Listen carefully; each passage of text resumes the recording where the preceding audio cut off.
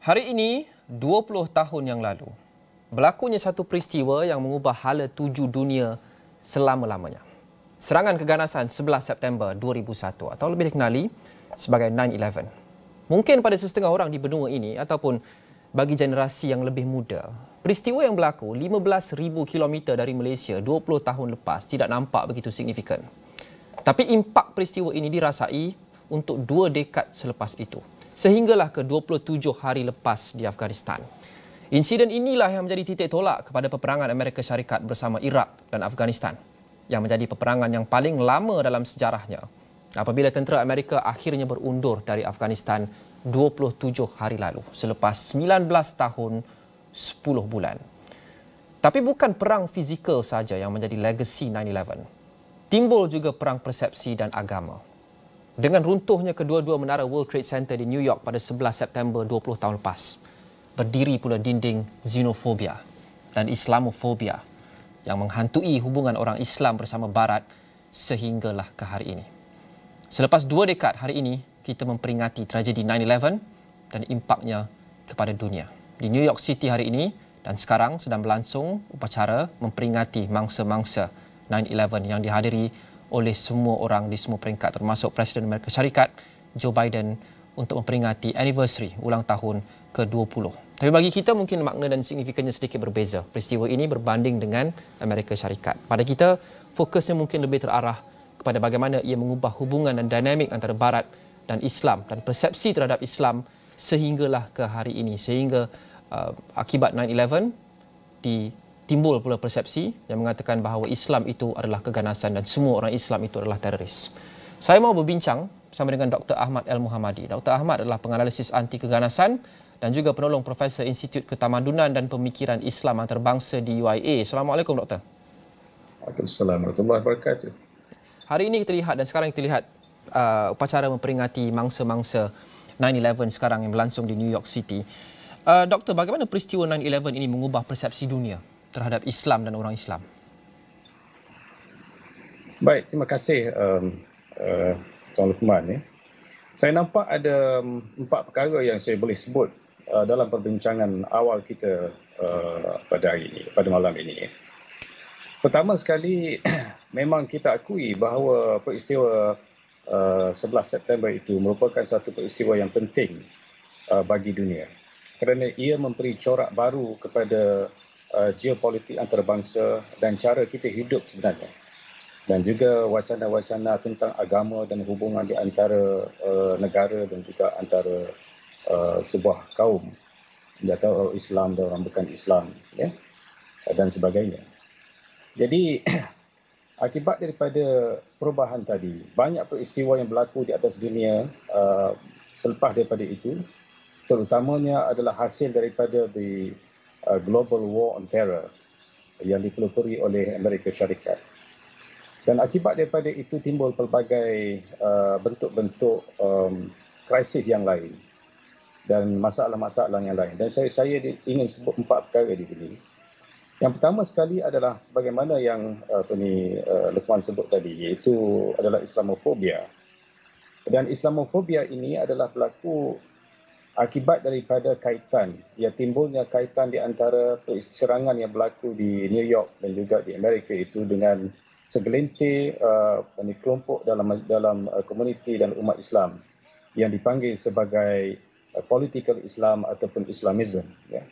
Jadi itulah timbulnya Islamofobia yang berlaku di dalam kalangan masyarakat Barat, dan ia diperkuatkan lagi dengan pandangan-pandangan pemikir-pemikir think tank Barat, ya, yang mengatakan bahawa Islam adalah puncanya.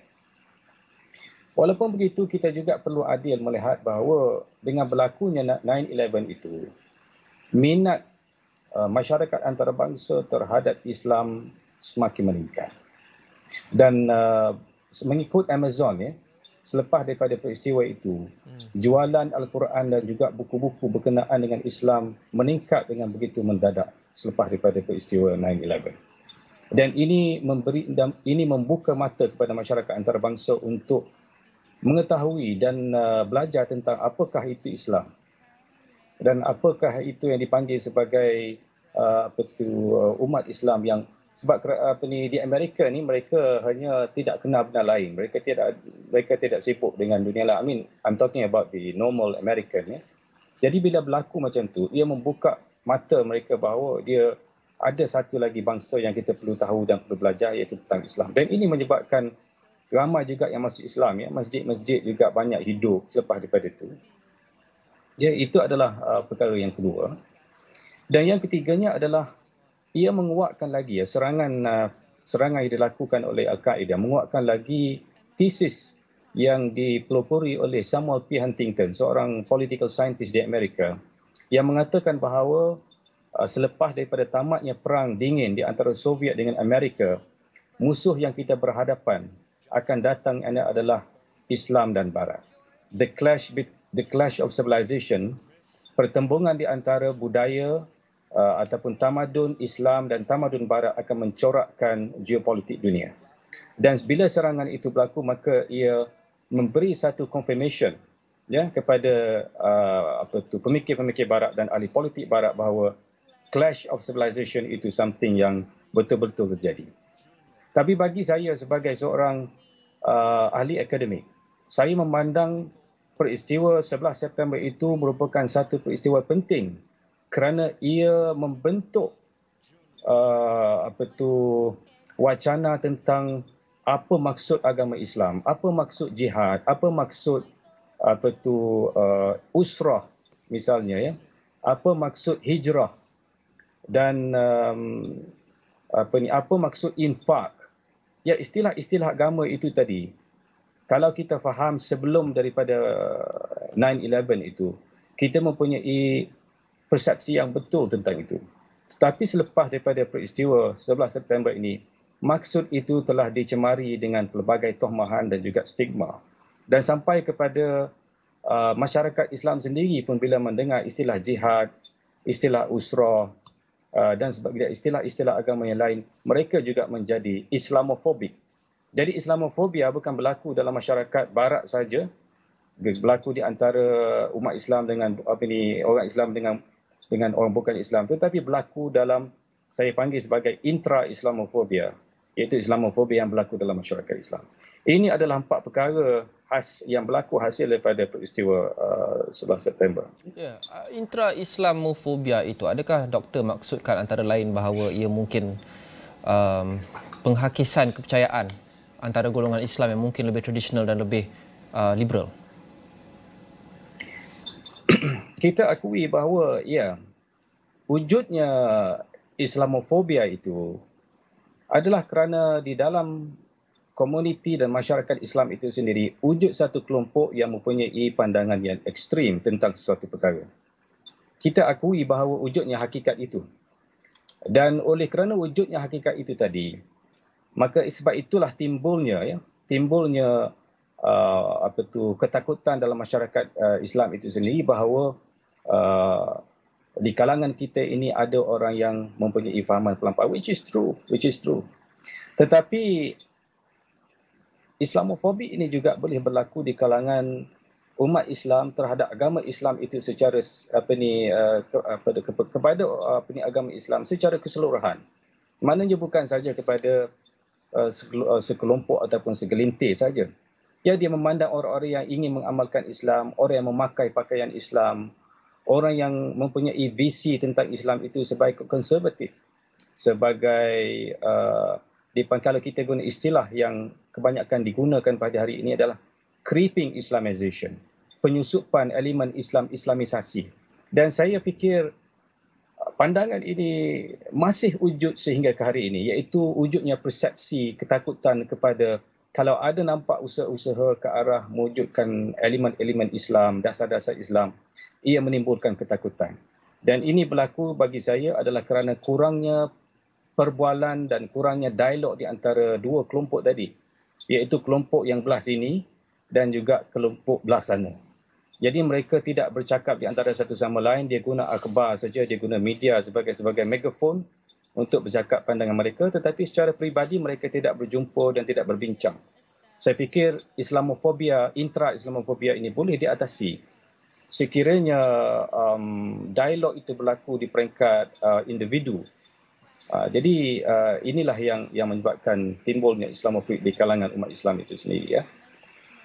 Apa yang anda saksikan ini adalah visual langsung dari New York City, upacara memperingati mangsa 9/11 yang sedang berlangsung, yang dihadiri seperti anda lihat sebentar tadi oleh juga Presiden Amerika Syarikat Joe Biden dan isteri beliau Jill Biden. Kita juga lihat bekas Presiden Barack Obama dan ia masih lagi berlangsung. Apa yang mereka sedang lakukan sekarang ini adalah membaca satu persatu nama mereka yang terkorban dalam tragedi itu.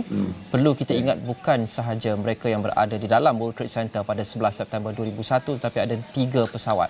4 pesawat sebenarnya. 2 di World Trade Center, 1 di Pentagon, iaitu Kementerian Pertahanan Amerika Syarikat yang juga membunuh lebih 100 orang, dan juga 1 lagi pesawat yang terhempas berhampiran Pennsylvania yang mengorbankan kesemua kru dan anak kapal di dalam itu. Dan juga hari ini adalah upacara untuk memperingati mangsa serangan yang berlaku di World Trade Center pada 1993. Mungkin ada antara kita yang tidak tahu ataupun tidak ingat bahawa sebelum 2001 ada juga satu serangan di World Trade Center, bangunan yang sama, pada tahun 1993 yang juga membunuh beberapa orang.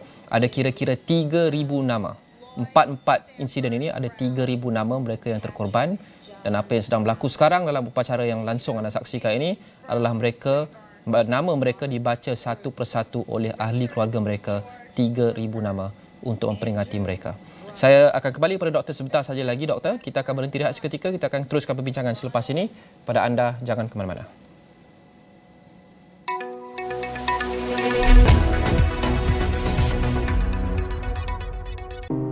Penulin air anda mungkin masih baru, tetapi ia mungkin air lama yang bertakung. Lupakan air lama. Hello, SK Magic. Hanya tekan butang, air mengalir di tulin.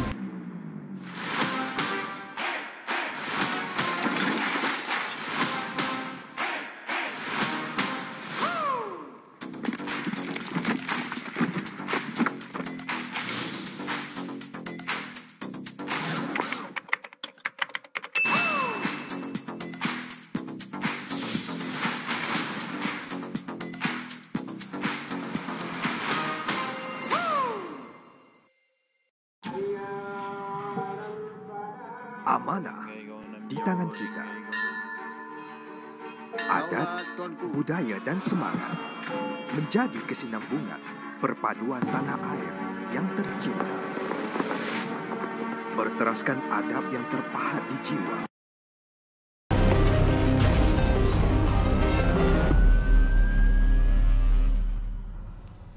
Anda sedang menonton Buletin AWANI Khas. Hari ini, Buletin AWANI Khas ini dibawakan kepada anda untuk membawakan siaran langsung upacara memperingati mangsa serangan 11 September 2001 atau 9/11. Hari ini adalah ulang tahun ke-20-nya. Visualnya adalah visual upacara itu secara langsung yang berlangsung di New York City sekarang, dihadiri antara lain oleh Presiden Amerika Syarikat Joe Biden. Apa yang sedang berlaku sekarang sebagai tribute kepada mereka yang terkorban. Satu persatu nama mangsa yang terkorban dalam insiden ini pada 11 September 20 tahun lepas sedang dibacakan oleh ahli keluarga mereka. Ada hampir 3,000 nama yang dibacakan satu persatu. Tapi saya mau berbincang dan juga fokus kepada bagaimana peristiwa ini bukan sahaja mengubah dan mencorak sejarah dunia selama-lamanya, tapi bagi kita mungkin lebih relevan adalah bagaimana ia mengubah hubungan dan persepsi terhadap Islam antara Islam dan dunia Barat sehinggalah ke hari ini. Dan impaknya sehinggalah ke hari ini kita saksikan sehingga 27 hari lepas pengunduran tentera Amerika Syarikat dari Afghanistan. Perang yang berasal dan disebabkan oleh insiden 9/11. Saya mahu kembali bersama Dr. Ahmad L. Muhammadi, penganalisis anti keganasan dan penolong Profesor Institut Ketamadunan dan Pemikiran Islam Antarabangsa UIA. Okey doktor, 20 tahun sudah berlalu. Bagaimana doktor melihat keadaan sekarang? Adakah kita bercakap dengan Islamofobia yang dilahirkan ataupun dikuatkan lagi oleh peristiwa 9/11 ini, selepas 2 dekad, adakah keadaan sudah bertambah baik? Adakah progress has been made berkenaan dengan Islamofobia dan juga pemahaman orang Barat terhadap ajaran Islam yang sebenar? No. My immediate response adalah tidak. Hubungan di antara di antara masyarakat Barat dan umat Islam tidak menjadi semakin baik. Dan ini berlaku adalah kerana beberapa faktor dan saya ingin sebutkan 3 poin utama dalam isu ini. Yang pertama sekali adalah apabila berlakunya 9/11 itu, sebagaimana disebut di awal tadi, Amerika mengisytiharkan the global war on terror. Dan global war on terror ini dia telah terkesan kepada hampir kepada seluruh dunia, termasuk negara kita sendiri. Dan ada juga di kalangan rakyat kita yang ditangkap ya, akibat daripada global war on terror. Dan sehingga ke hari ini mereka ditahan di Guantanamo Bay. 2 orang rakyat kita dan seorang rakyat Indonesia masih ada di sana. Dan akibat daripada itu juga berlakunya pendudukan di Afghanistan pada 2001 Disember dan juga di Iraq pada 2003. Apa kesan daripada pendudukan ini? Amerika bukan saja menghancurkan negara tersebut. Kalau kita pergi ke Iraq, kita pergi ke Afghanistan, kita bertanya kepada penduduk mereka, mereka akan kata bahawa kedatangan Amerika ke negara mereka ini bukan membawa kebaikan apa-apa kepada penduduk di sana. Ia membawa kesengsaraan, ia membawa kepada kemusnahan negara itu secara total. Sebenarnya walaupun Amerika membelanjakan 145 billion USD dalam perang di Afghanistan misalnya, duit yang dibelanjakan itu tidak meninggal Amerika sekalipun. Sebab apa yang benefit daripada krisis itu bukan masyarakat di Afghanistan, hanya sedikit saja yang benefit penduduk di Afghanistan. Yang banyak duit dia dapat itu adalah company-company yang menyediakan senjata kepada di Afghanistan itu. Akibat daripada krisis di Iraq, di Afghanistan, di Asia Barat ini menyebabkan wujudnya the mass immigration ataupun refugee, dan mereka refugee ini pergi menuju ke barat. Ya, pergi berhijrah ke barat dan duduk di Germany, di Perancis, di Switzerland, di Belgium dan sebagainya. Jadi sehingga 2016 ni saya ingat dalam 5.4 juta penduduk daripada pelbagai negara Islam pergi ke Eropah dan duduk di serata tempat di Eropah. Kehadiran mereka di sana sebenarnya mewujudkan Islamofobia. Ya, Islamofobia kerana mereka menganggap bahawa ini adalah satu budaya asing dan mereka datang dengan membawa anak-anak mereka dan duduk di sana. Ini akan tip of the balance di antara penduduk di sana. Sebab itulah wujudnya di Germany satu kumpulan yang dinamakan sebagai Pegida. Pegida ini adalah di satu kumpulan patriotic European against Islamization of the Occident. Yang tidak ingin melihat bahawa adanya penduduk Islam yang datang ke Eropah ini. Jadi nampak dari sini bahawa kehadiran umat Islam adalah berlaku kerana serangan Amerika di negara mereka. Lagi sebagai itu wujudnya Islamofobia di Eropah. Yang pertama. Yang kedua, serangan yang dilakukan oleh sekelintir kelompok ISIS misalnya di Eropah, di bandar-bandar Eropah. Daripada 2006 sampai 2020 misalnya, terdapat 126 serangan dilakukan all over Europe. Ini juga membentuk persepsi menakutkan kepada masyarakat di Eropah. Jadi hubungan baik di antara Islam dengan masyarakat Barat itu tidak pulih. Dan akhir sekali adalah wujudnya white supremacist seperti Breivik di Norway yang membuat serangan pada 2010 dan juga Brenton Tarrant di New Zealand pada 2019. Jadi akibat daripada ketegangan ini ya, saya nampak bahawa fenomena Islamofobia tidak menurun bahkan menjadi lebih teruk, dan kerisauan saya ini adalah persepsi ini terus selepas daripada kebangkitan Taliban, di mana bila munculnya Taliban, walaupun ada pihak yang mengatakan bahawa Taliban sudah transform itself, telah berubah menjadi satu Taliban bentuk baru 2.0, tetapi ramai yang tidak percaya kerana mereka menganggap Taliban ini mempunyai ideologi yang masih sama. Okay, jadi unsur Doktor, kita akan sentuh berkenaan Taliban sebentar saja lagi, tapi saya nak sentuh satu lagi soalan sebelum itu. Yeah. Saya ingat sejurus selepas insiden 9/11 itu, pada ketika itu ia menambah tekanan yang begitu hebat kepada negara-negara Islam di serata dunia termasuk di Malaysia. Presiden Amerika Syarikat pada ketika itu, George W. Bush, ada mengatakan either you're with us or against us. Maksudnya kalau kita tidak, sama ada kita menyokong tindakan Amerika Syarikat untuk menyerang Afghanistan dan dunia Islam, kita menjadi penyokong kepada mereka. Jika kita tidak menyokong maupun berkecuali, ia dianggap oleh Presiden Bush pada ketika itu seperti kita menentang Amerika Syarikat dan seolah-olah sekongkol dengan teroris. Jadi pada hari ini, bagi negara Islam seperti Malaysia yang mahu menjuarai Islam bersederhana, moderate, bagaimana kita memperjuangkan Islam yang moderate tapi tanpa menghakis nilai-nilai Islam. Kita baik dengan semua negara, baik dengan semua masyarakat, baik Islam atau bukan Islam. Ya, ya, kita mempunyai pendekatan yang berbeza daripada Taliban yang bentuk asal dia. Ya, kita bertuah kerana kita boleh mewujudkan satu masyarakat yang stable dari segi politik, dari segi sosial. Walaupun ada masalah, kita tak nafikan ada pertembungan di antara kelompok-kelompok di situ. Tapi we maintain our political stability, social stability and so on. Yeah. Dan ini berlaku adalah kerana usaha yang berterusan. Ia bukan berlaku secara bersendirian, bukan secara automatik. Tapi oleh kerana ada wujudnya polisi, pembentukan budaya politik yang betul, dengan elemen-elemen kesederhanaan yang diterapkan oleh pemerintahan kerajaan yang sebelumnya sampai ke hari ini, kita maintain, mengekalkan elemen-elemen itu. Jadi usaha ini memang kita buat secara dilakukan political intervention dan diwujudkan instituted dalam bentuk polisi-polisi. Tetapi kita juga perlu akui bahawa terdapat juga kelompok-kelompok yang risau dengan so-called phenomena the creeping Islamization, yang sehingga pada hari ini pun dalam sehari dua lalu pun saya ada dengar bahawa bila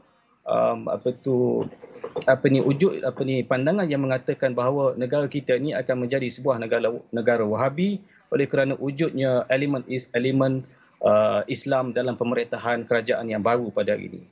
Saya fikir pandangan ini merupakan satu persepsi yang perlu diperbetulkan melalui dialog. Kalau tidak, kita akan menghadapi masalah di masa akan datang kalau dialog itu tidak berlaku. Jadi inilah manhaj Malaysia, pendekatan Malaysia yang kita amalkan. Kalau kita tidak ada pendekatan ini, saya fikir kita akan terjerumus ke dalam krisis dan tension sebagaimana yang berlaku di negara lain. Okey, Doktor, saya mahu sentuh berkenaan dengan Taliban. Sudah tentu serangan 9/11 dikaitkan pada ketika itu dengan Al-Qaeda dan juga Taliban yang memerintah Afghanistan pada ketika itu. Kemudian Afghanistan diserang. 20 tahun kemudian, kira-kira $2 trilion Amerika dihabiskan. Taliban kembali berkuasa, Amerika pulang begitu saja. Kontroversi mengenai Taliban wujud sehingga sekarang. Ini adalah titik tolak daripada 9/11. Kerana mengapa Amerika Syarikat berada di negara itu sehingga 27 hari lepas adalah disebabkan 9/11.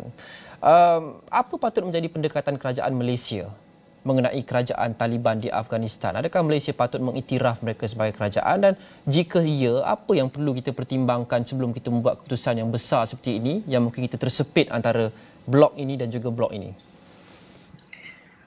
Bagi saya adalah cautious optimism. Cautious optimismnya adalah kita memang memberi kredit kepada rakyat Afghanistan kerana berjaya memerintah negara mereka sendiri selepas 20 tahun di bawah kerajaan di kerajaan proksi yang dipengaruhi oleh Amerika Syarikat. Dan sebenarnya kerajaan yang lalu itu pun tidak mendapat legitimasi daripada penduduk Afghanistan, sebab itulah dia mendapat tentangan yang berterusan selama 20 tahun. Jadi kita memang mengakui ataupun memberi kredit kepada mereka yang berjaya mengambil tampuk pemerintahan itu. Walaupun ada kerisauan, saya nampak kerisauan itu telah dijawab oleh Taliban sendiri yang memberi assurance, yang cuba meyakinkan dunia bahawa mereka sudah mengubah dari segi polisi pendekatan, dari segi engagement dengan dunia, polisi-polisi tentang pendidikan terhadap wanita dan sebagainya. Jadi Malaysia perlu mengakui bahawa kerajaan yang ada pada hari ini adalah satu bentuk kerajaan yang lain. Tetapi saya akui bahawa kerajaan kita mempunyai kekangan untuk mengiktiraf kerajaan Taliban kerana adalah domestic factors, tekanan-tekanan politik dalaman dan juga kerisauan sekiranya berlaku perkara-perkara yang tidak diingini di sana. Tapi Doktor, selain dari itu juga, kerisauannya adalah bagaimana kita mempercayai Taliban yang mengatakan mereka sudah pun berubah, sedangkan sebelum ini mereka begitu menekan dan menindas terhadap wanita dan sebagainya. Mengapa kali ini mereka perlu dipercayai? Khasnya apabila tiada apa lagi kuasa di negara itu untuk check dan balance mereka, mereka boleh melakukan apa saja. Dan sebelum ini mereka melakukan berbagai perkara yang agak ganas dan menindas. Ada dua perkara. Pertama sekali adalah we have to give them time. Dan pandangan ini bukan saja disebut oleh saya, bahkan disebut oleh Nick Carter, the Chief of British Army, yang mengatakan bahawa we need to give Taliban time to prove their credential. I think that is the right approach. Kalau tidak, kita akan turn over Afghanistan into another civil war. That is number one. Number two, kita perlu memberi keyakinan itu, meletakkan keyakinan itu kerana kalau kita membaca Doha Declaration yang dilakukan oleh Taliban dan juga Amerika Syarikat, specifically membuat komitmen di antara mereka berdua bahawa Taliban tidak boleh membenarkan mana-mana pergerakan keganasan ataupun pengganas wujud di Afghanistan, dan Taliban perlu melakukan sesuatu yang boleh mewujudkan legitimasi kepada kerajaan mereka. Jadi dengan cara macam ni, dengan cara memberikan credential dan masa kepada itu, dan juga kembali kepada kerajaan Malaysia tadi, kerajaan Malaysia perlu engage juga dengan Taliban melalui menghantar misalnya wakil-wakil yang mungkin bukan high level tetapi wakil-wakil di peringkat negara yang boleh membuat fact finding mission dan juga mewujudkan satu hubungan yang informal kalau tidak formal pun. Okay. Jadi dengan cara macam ni kita boleh mewujudkan hubungan tetapi tidak terus mengiktiraf. Okey doktor, untuk menjaga maaf menjadi situ kita sudah pun kehabisan masa, tapi saya mahu dapatkan pendapat doktor dalam 30 saat terakhir secara ringkas doktor. Apa pengajaran terbesar yang kita pelajari, the biggest lesson daripada 9/11? Saya nak sebut dua perkara. Pertama sekali adalah violence and keganasan bukan cara yang terbaik untuk menyelesaikan masalah. Okay. Dan setelah it is proven yang itu adalah membawa banyak masalah. Negotiation dan peaceful coexistence is the way forward for the world. Okay. Terima kasih Dr. Ahmad Al-Muhammadi, penganalisis anti keganasan dan penolong Profesor Institut Ketamadunan dan Pemikiran Islam Antarabangsa UIA. Dan kita akhiri di sini untuk saluran 501, tapi anda boleh mengikuti kami di Facebook Astro Awani. Kita akan bawakan secara langsung upacara memperingati mangsa 9/11 yang dijangka akan berlangsung sehingga jam 12.30 malam ini waktu Malaysia, apabila mereka membaca satu persatu nama mangsa yang terkorban, hampir 3,000 orang, dan pelbagai lagi acara yang akan datang selepas itu yang akan dihadiri oleh Presiden Amerika Syarikat Joe Biden. Itu di laman media sosial kami, anda boleh ikuti di sana. Sekian saja untuk Buletin AWANI Khas untuk jam ini. Terima kasih kerana menonton. Kita jumpa lagi.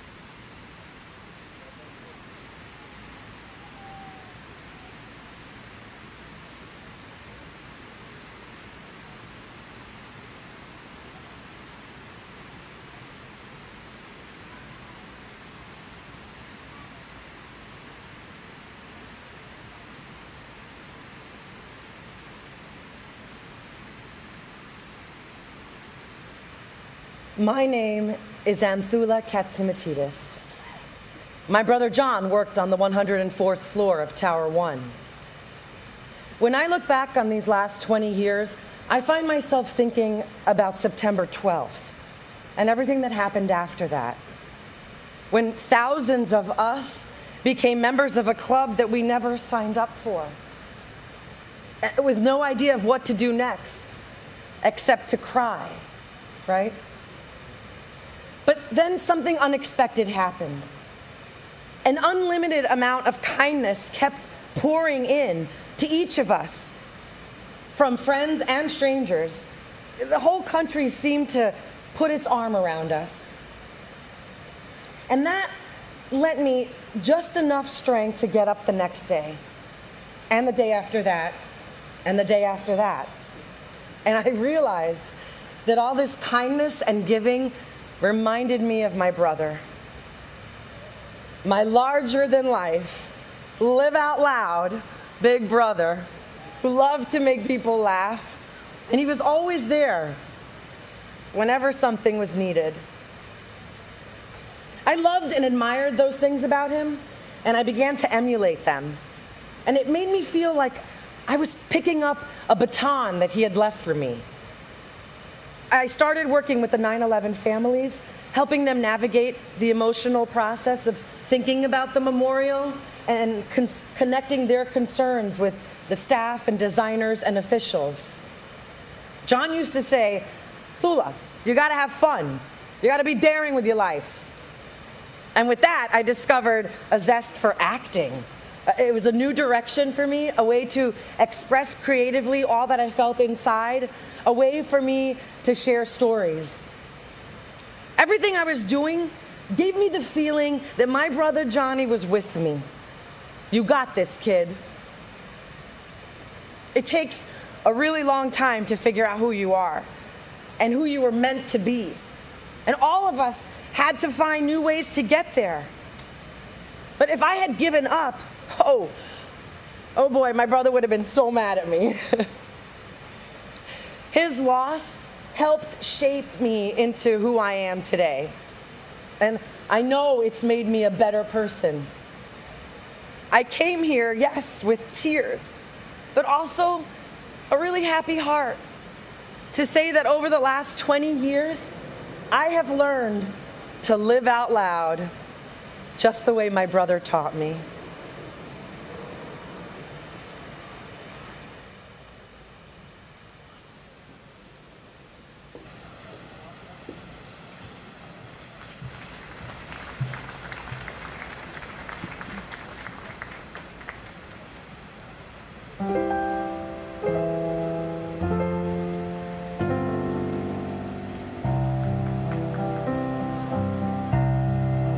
When you walk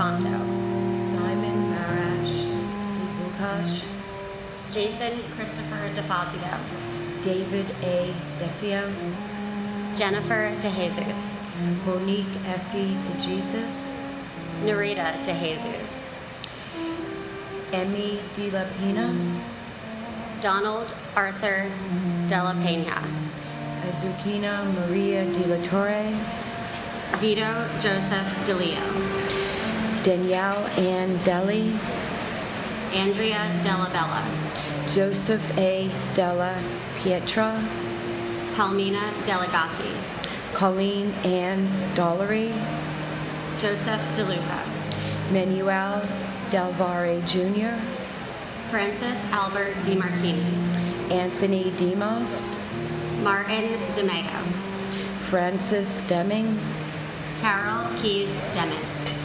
Kevin Dennis, Thomas Francis Dennis Sr., Jean C. De Palma, Jose Nicholas DePena, Robert John DeRaney, Michael DiRienzo, David Paul DeRubio, Jamal Legues DeSantis, Christian Louis DeSimone, Edward DeSimone III, Andrew J. Desperito, Michael Jude D'Esposito, Cindy Ann Duell, Melanie Louise DeVere, Jerry DeVito, Robert P. DeVitt Jr., and my brother, Peter Burton Hansen, my sister-in-law, Sue Kim Hansen, and my niece, Christine Lee Hansen.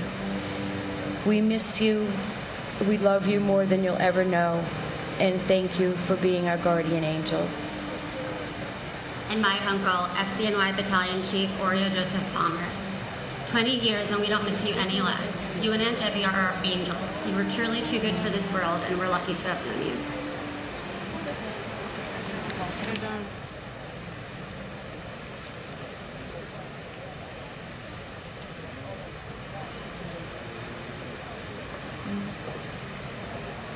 Dennis Lawrence Devlin, Gerard P. Dewan, Sulamanali Kasamali Danani, Michael Louis D'Agostino, Matthew Diaz, Nancy Diaz, Obdulio Ruiz Diaz, Michael A. Diaz Piedra III, Judith Burkus Diaz Sierra, Patricia Florence DiChiaro, Rodney Dickens, Jerry D.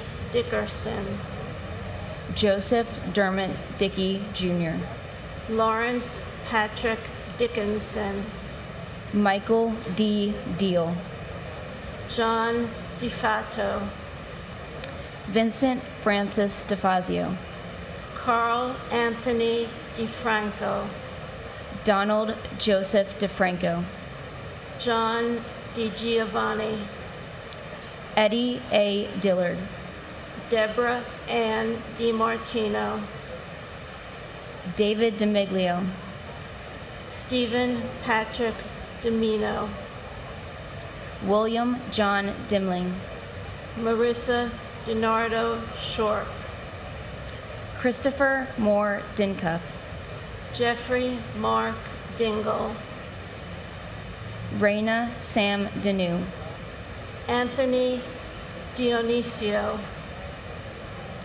George DiPasquale, Joseph D. Pilato, Douglas Frank DiStefano, Donald Americo Di Tullio, Ramsey A.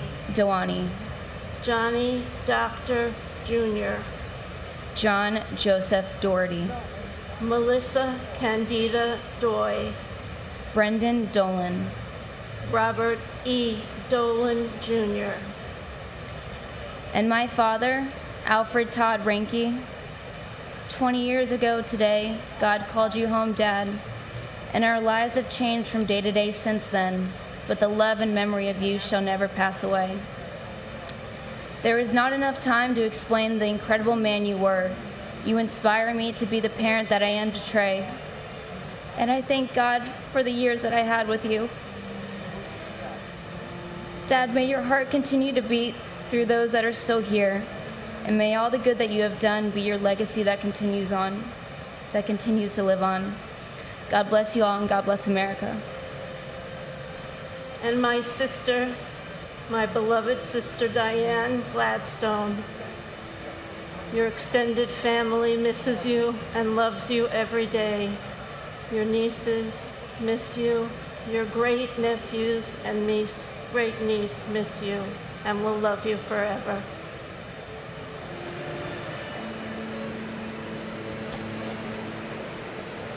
Ready?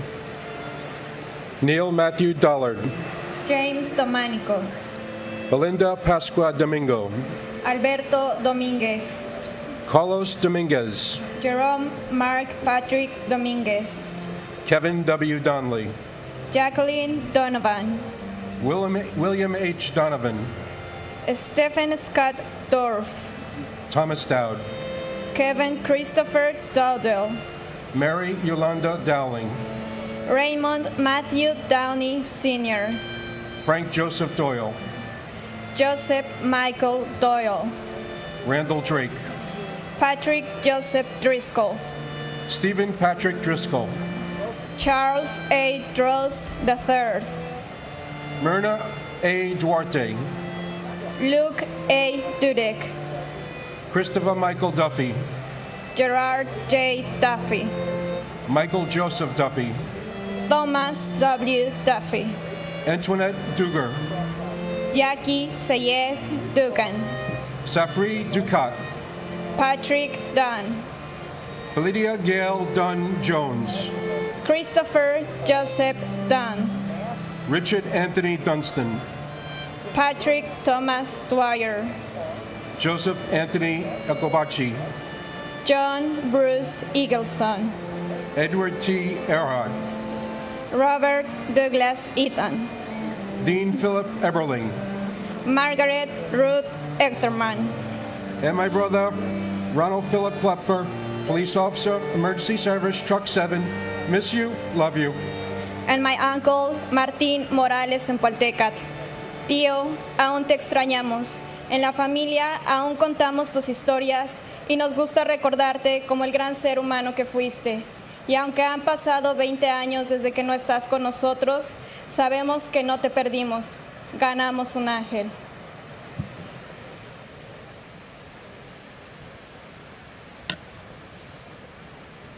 Paul Robert Ekna. Constantine Economos. Barbara G. Edwards. Dennis Michael Edwards. Michael Hardy Edwards. Christine Egan. Lisa Aaron Egan. Martin J. Egan Jr. Michael Egan. Samantha Martin Egan. Carol Egger. Lisa Karen Ehrlich. John Ernst Eichler. Eric Adam Eisenberg. Daphne Ferlinda Elder. Michael J. Alferis. Mark Joseph Ellis. Valerie Silver Ellis. Albert Alfie William Elmery. Robert R. Elseth. Edgar Hendricks Emery Jr. Doris Sukyun Eng. Christopher Epps. Ulf Ram Erickson. Erwin L. Erker. William John Irwin. Sarah Ali Escarcega. Jose Espinal. Fanny Espinoza. Billy Scoop Esposito. Bridget Ann Esposito. Francis Esposito. Michael A. Esposito. Ruben Esquilin Jr. Sadie Et. Barbara G. Etzold. Eric Brian Evans. Robert Edward Evans. Meredith Emily June Ewert. Catherine K. Fagan. And my uncle, Łukasz Tomasz Milewski, who I never met, but I miss very dearly. My mom always talks about how much of an amazing brother you were. We were so sad you had to go so soon and so young, but I'll love you forever and you'll never be forgotten. And my uncle, Paul Edward Jeffers. 20 years later, we are still reminded of you and think of you every day. We love you and we miss you. Patricia Mary Fagan.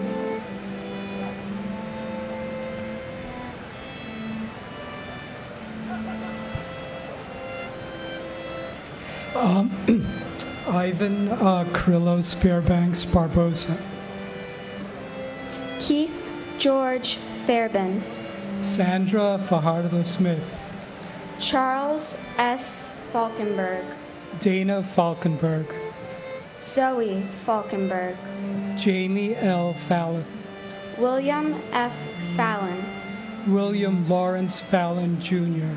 Anthony J. Fallon Jr. Dolores Bridget Finelli. Robert John Fangman.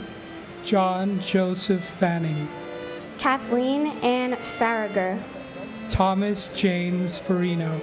Nancy C. Dolaziski Farley. Paige Marie Farley Hackle. Elizabeth Ann Farmer. Douglas John Farnham. John Gerard Farrell. John W. Farrell. Terrence Patrick Farrell. Joseph D. Farley. Thomas Patrick Farley. Saeed Abdul Fattah. Christopher Edward Fawnin. Wendy R. Faulkner. Shannon Marie Fava. Bernard D. Favuza. Robert Fazio Jr. Ronald Carl Fazio Sr. William M. Feehan. Francis Jude Feely. Garth Aaron Feeney. Sean Bernard Fegan. Lee S. Failing. Peter Adam Fiedelberg. Alan D. Feinberg. Rosa Marie Feliciano. And my uncle Jimmy Riches, forever in our hearts. God bless America. And my brother Jerome Mark Patrick Dominguez. No one could really take you away from us, and you've been with us every moment since. You'd be really proud of your nephew and niece, and we love you very much.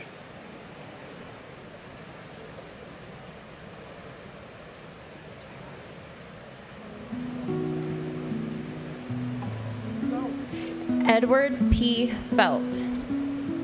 Edward Thomas Fergus Jr. George J. Ferguson III. J. Joseph Ferguson. Henry Fernandez. Judy Hazel Santillion Fernandez. Julio Fernandez. Elisa Giselle Farina. Anne Marie Celerin Ferreira. Robert John Ferris. David Francis Ferrugio. Louis V. Fersini Jr. Michael David Ferrugio. Bradley James Fetchett. Jennifer Louise Fialco. Kristen Nicole Fidel.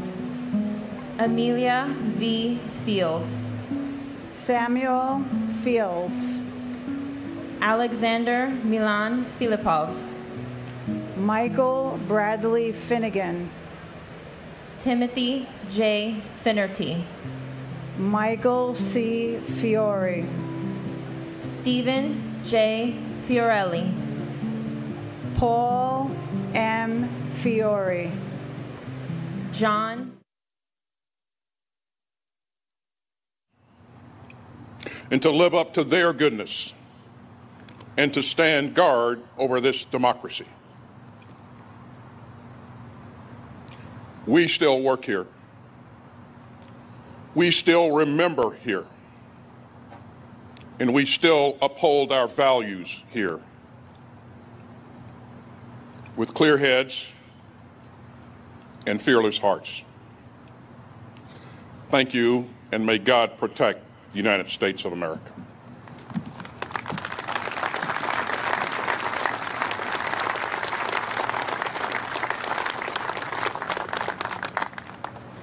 Ladies and gentlemen, please stand for God Bless America.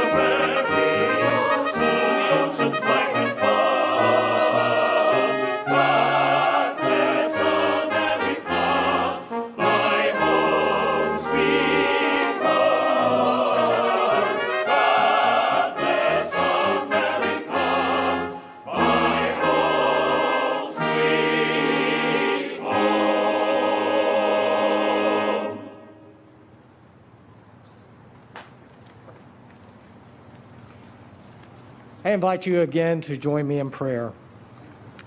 O holy God, as we come to a conclusion of this observance of this day, remind us to build up what has been torn down, to repair what is broken, overcome hate with love, and be a true instrument of peace. Through this and through you, O God, we can live in a way that your love is a reflection through us unto others. May we carry this comfort of remembrance today for these great Americans, and also the torch of unity through your peace and love. We pray this in the holy name. Amen. Ladies and gentlemen, this concludes today's ceremony. Thank you for joining us this morning. The memorial is open at this time until 3 p.m.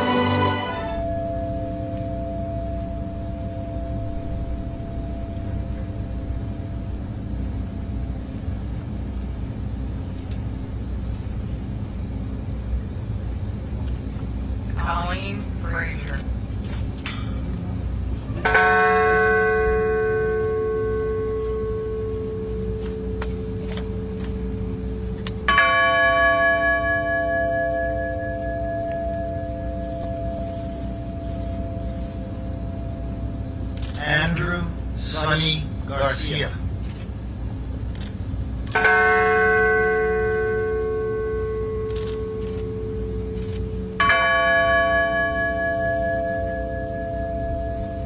Our beautiful loved one, Jeremy Logan Lick.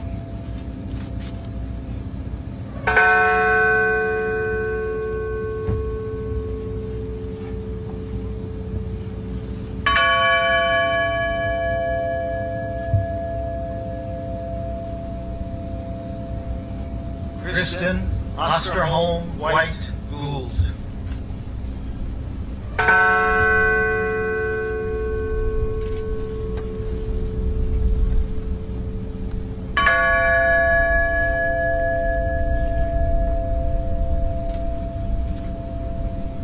Lauren Catuzzi Grandholis and our unborn child.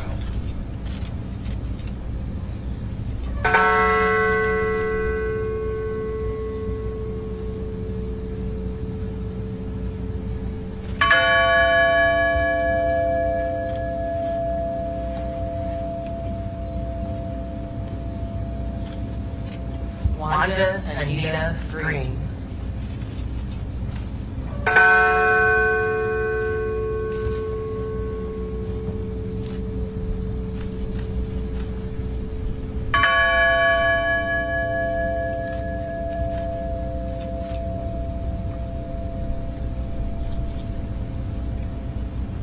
My dad, Donald Freeman Green.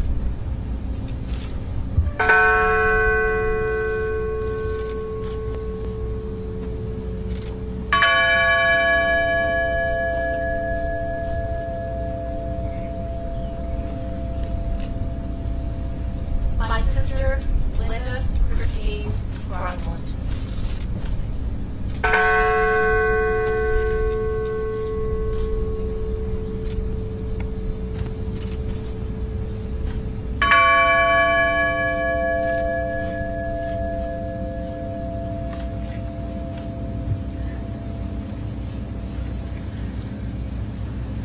My beloved brother and son, Richard Jerry Witagno.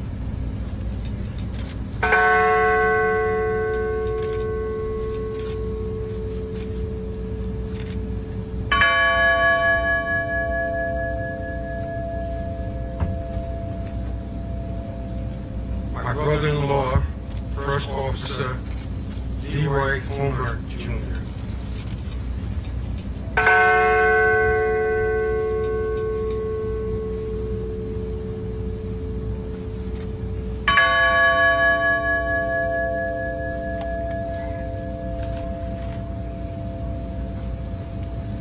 Gia Huga.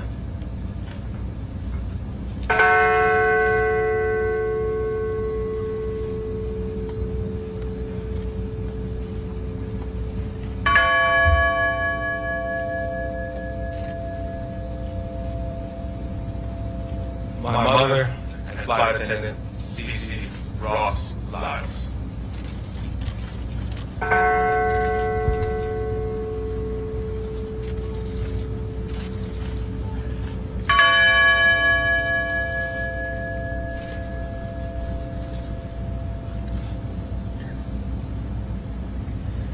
My grandmother, Hilda Marson.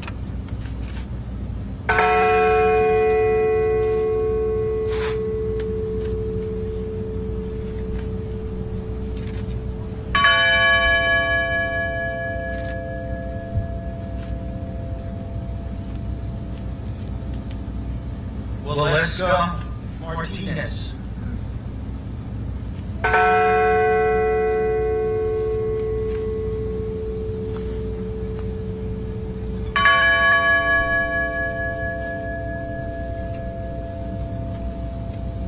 My sister, Nicole Carol Miller.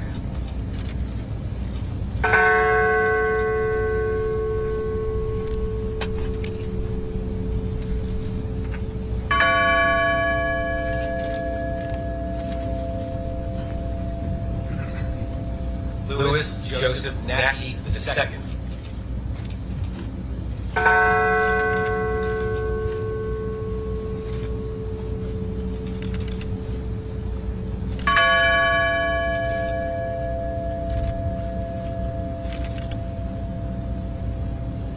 Donald Arthur Peterson.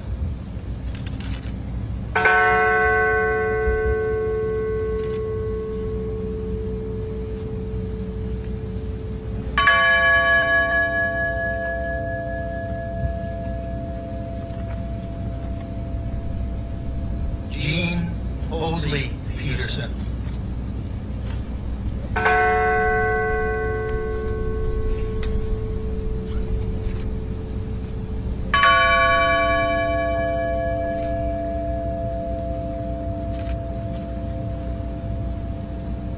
Mark David Rothenberg.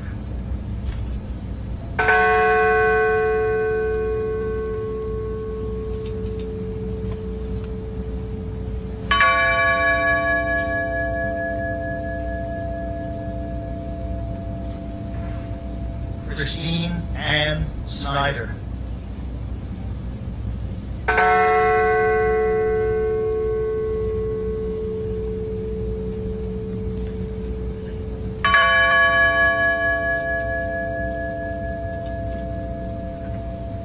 My dad, John Talaghani.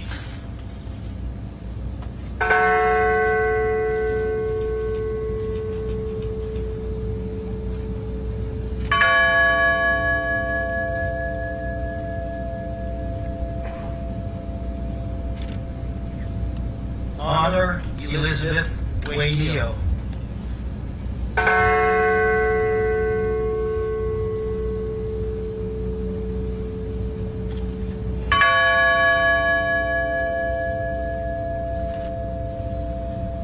My cousin, Debbie Jacobs Welsh.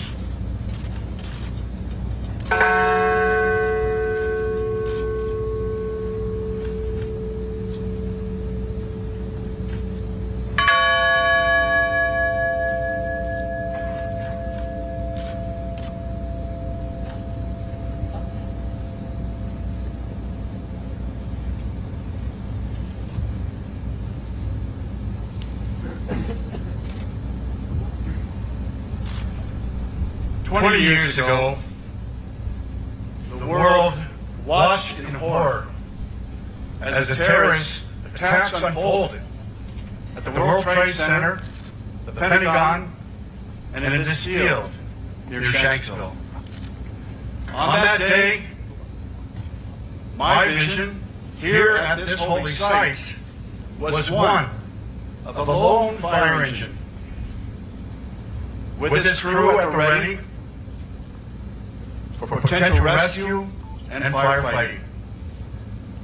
Those first responders were shadowed by smoke rising from the impact zone into the nearby forest of the hemlock trees bordering this field. Now my thoughts at the moment were that this was no longer a common field. It was traveled by so many who lived in this area, but this field was now sacred ground and common no more. So how did this vision of tragedy turn into a memory of complete victory? A wife of a fellow Los Angeles firefighter, Susie Bird, made a quilt, and then she asked Minnie to place a written message on the patches of that quilt. When I was given the pen,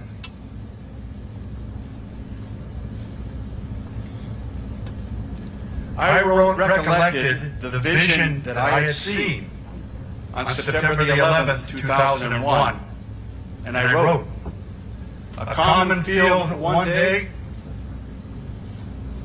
a field of honor forever."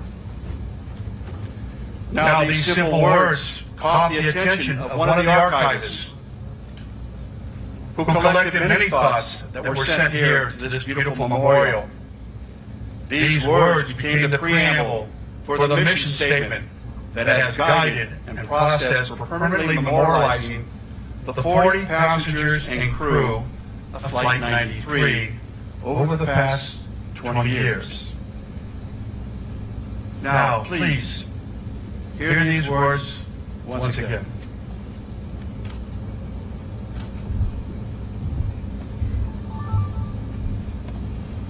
A common field one day, a field of honor forever. May all who visit this place remember the collective acts of courage and sacrifice of the passengers and crew. Revere this hallowed ground as the final resting place of those heroes, and reflect on the power of individuals who chose to make a difference. Peace be with you.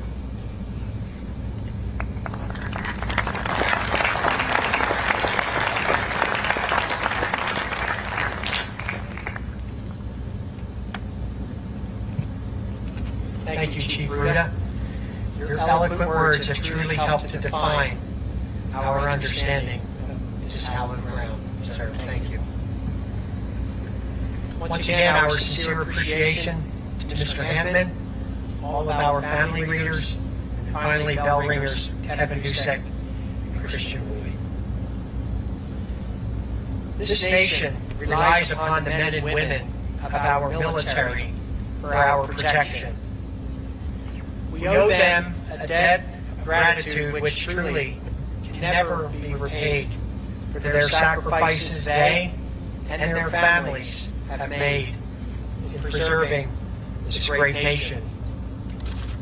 I would like to acknowledge the men and women currently serving in our nation's military and all of our veterans who have so bravely served this country.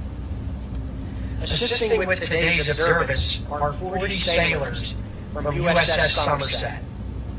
Named for Somerset County, where Flight 93 crashed, she is one of 3 ships that remembered the tragic events of September 11th, along with USS Arlington and USS New York. Thank you, sailors, for being with us this morning.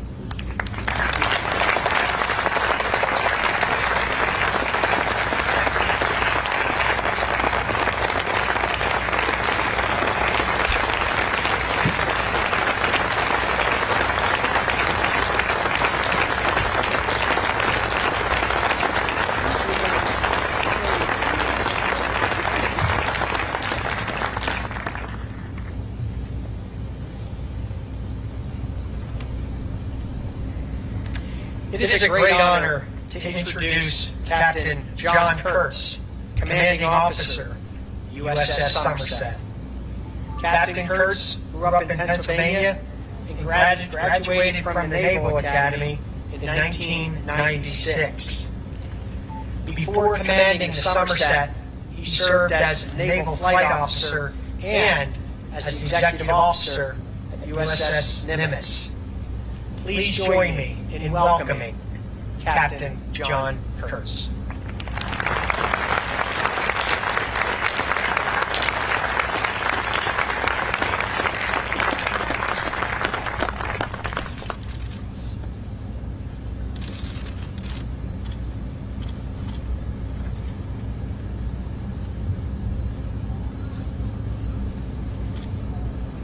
Virtus per adversa. Courage through adversity. That is the motto of USS Somerset and the reason we gather here today. To honor a remarkable act of courage by 40 strangers in the face of unimaginable adversity. Good morning, families and friends of the heroes of Flight 93. Vice President Harris, Mr. Emhoff, Governor Wolf, former President Bush, Mrs. Bush, Secretary Holland, Mr. Felt, Mr. Clark, and Chief Ruda. This is one of the highest honors of my life to be here representing the nearly 435 United States sailors and Marines currently serving aboard USS Somerset. Courage through adversity, a motto rooted in heroic action 20 years ago in the skies above us, means a lot to our crew. The story of Flight 93 is one of 40 people brought together by circumstance, most of whom knew no one on board, banding together in a time of crisis. I could think of no greater act of service, no higher calling, than prioritizing the lives of others when one's very existence is at stake. Defying comprehension, these unsuspecting people, suddenly thrust into an extraordinary situation, acted with complete selflessness in defense of cherished national symbols, important beacons to the world, and countless nameless faces below. On September 10, 2001, it may have been impossible to imagine, and yet we find ourselves here today in the quiet Pennsylvania field, reverently remembering such a selfless act. The Department of Defense's theme for this anniversary is educate and remember. Aboard Somerset, we take this responsibility very seriously. Every month, we gather our newly arrived sailors to help them adjust to ship life. This is their introduction to the crew and ours to them.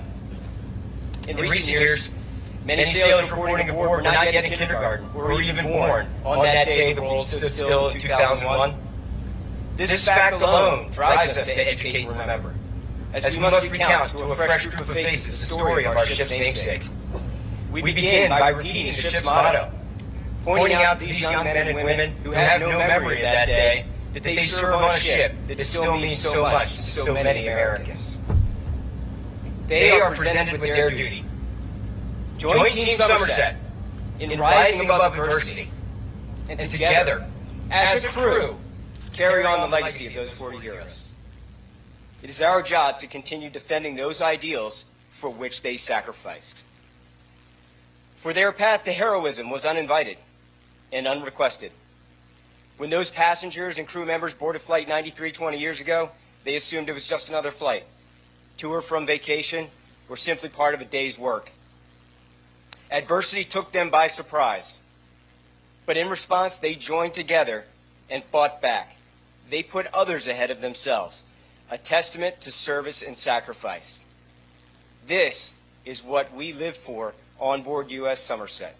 Strangers banding together in terms of service and sacrifice. We on USS Somerset have a distinct advantage against adversity compared to those 40. We know it's coming. We will find ourselves in the enemy's sights, in the line of fire, standing between our country and those who would do her harm. We owe it to those 40 heroes to be ready.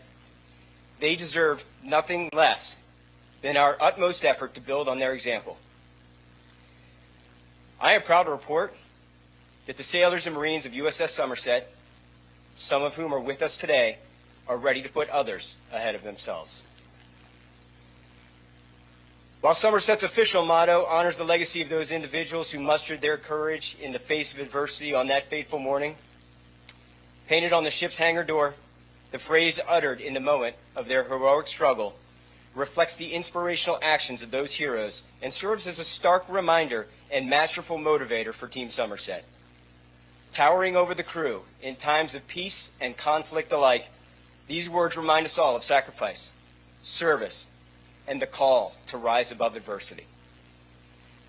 I am humbled to repeat those words today as USS Somerset honors the heroes of Flight 93 and the loved ones left behind by their sacrifice. So I will end as I end all of my addresses to the crew. Team Somerset, let's roll!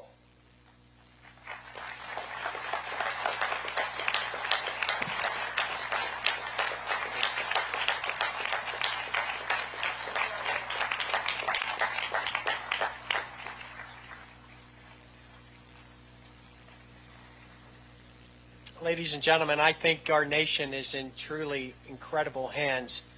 Having gotten to know the captain and the sailors of the Somerset and all throughout Somerset County over the last couple of days, Captain, you truly have made this event even more memorable. So, sir, thank you again for your service. God bless you, and it's so great to have you and your sailors here today.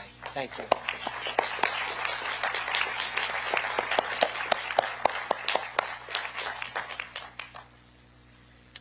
We are honored today also by the presence of many elected officials from all levels of government. Among them, U.S. Senators Bob Casey, Pat Toomey, Congressman John Joyce, State Senator Pat Stefano, and representing the incredible, beautiful people of Somerset County, a group I work with so often, Commissioners Gerald Walker, Colleen Dawson, and Pamela Tokar-Hickes. For everyone, we truly appreciate you being with us here today. On September 11, 2001, Governor Tom Ridge arrived here to survey the crash site. 1 week later, he met with family members when they first visited this field of honor. In the following days, President Bush summoned him to Washington to lead this country's homeland security efforts. Governor Ridge wishes he could be with us this morning, as the families of Flight 93 mean so much to him. When I spoke to him just a few short days ago, he asked me to remind everyone that the kindness, generosity, and compassion displayed by all Americans after September 11th remain vital to our nation's resilience and security. Governor Ridge, you are indeed with us in spirit, and thank you so much for your support over these many years.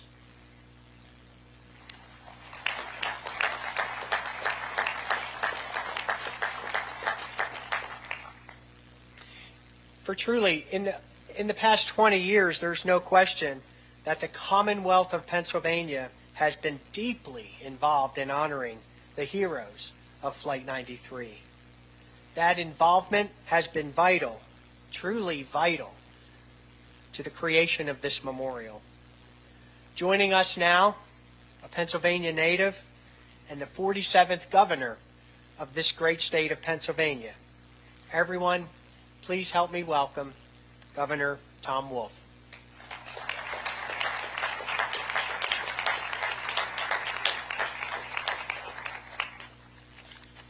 Thank you, Stephen. Thank you, everyone, for being here. And thank you for honoring me, allowing me to be here today. Pennsylvania is indeed proud to have been involved with these memorial services and with everything to honor the people who gave so much to all of us on that day. But every time I visit this memorial, I am struck by the solemnity of the place.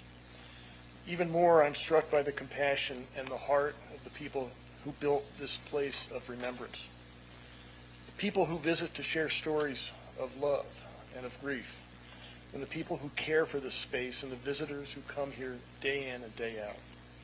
Every year, we remember the lives lost to violent terrorist attacks on September 11th, 2001. This year, we're commemorating the 20th anniversary of this tragedy. And just like we do every year, our nation will come together to mourn and to remember. We remember our first responders and all those who went into danger on September 11th and in the days that followed to protect others. We remember the extraordinary acts of bravery and compassion committed by ordinary people on that day. And here in Pennsylvania, we particularly remember the actions of the 40 passengers and the crew on Flight 93 who fought back and who sacrificed themselves to save the lives of strangers. This story and this place remind us each day of what it means to be an American. In times of strife, we Americans, we come together. We comfort each other. We protect each other. And we stand up for each other. This memorial is a powerful reminder of what we have lost, but it's also a powerful reminder of the strength of the American spirit and of what we can do when we come together for the greater good of each of us. September 11th, 2001 was one of our nation's darkest days. And now, 20 years later, we look back and remember the people who brought light to that darkness and who gave us hope when we were all sunk in despair, who reminded us how far we Americans can go to protect our fellow Americans. It's their example that each of us should strive to follow today and every day. Thank you very much.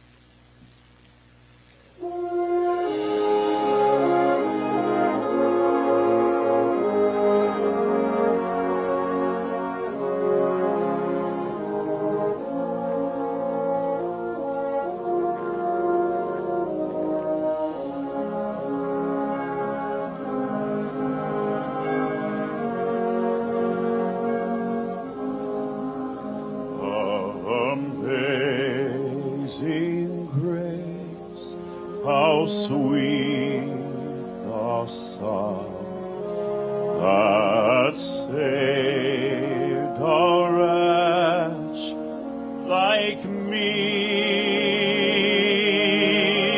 I once was lost, but now I'm found.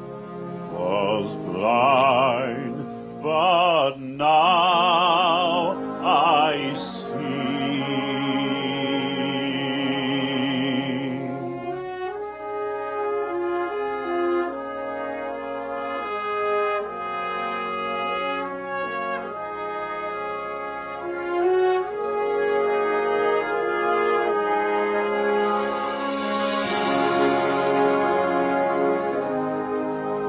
Was grace that taught my heart to feel, and grace my fears relieved.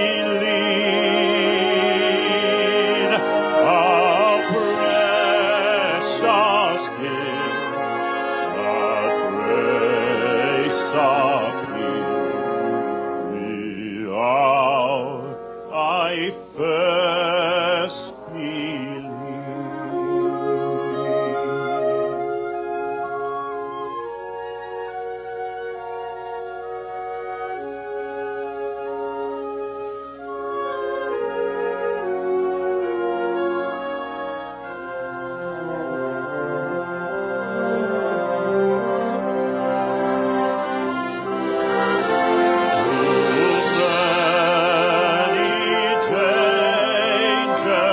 Toils and snares I have already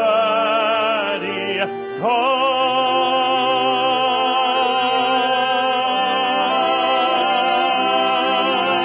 His grace had brought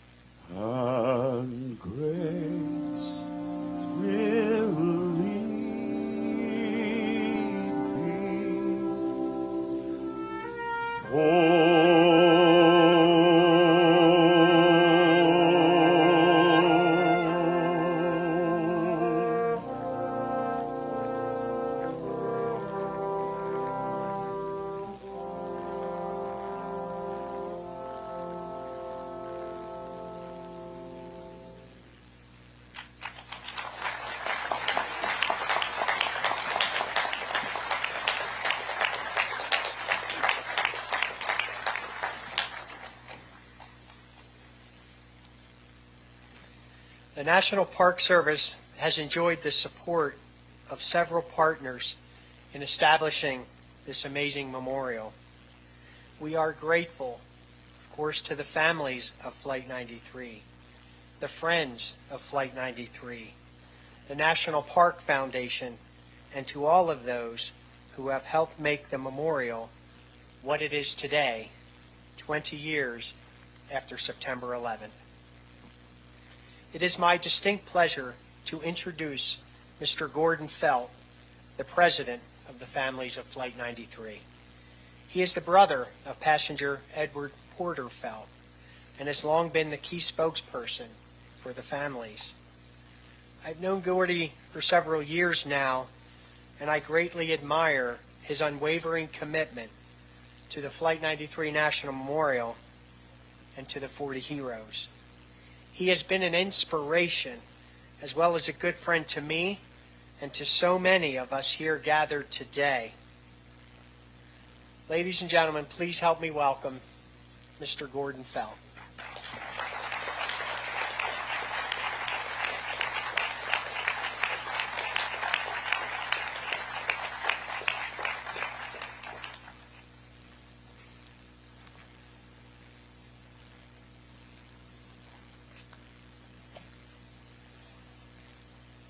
Madam Vice President, Second Gentleman,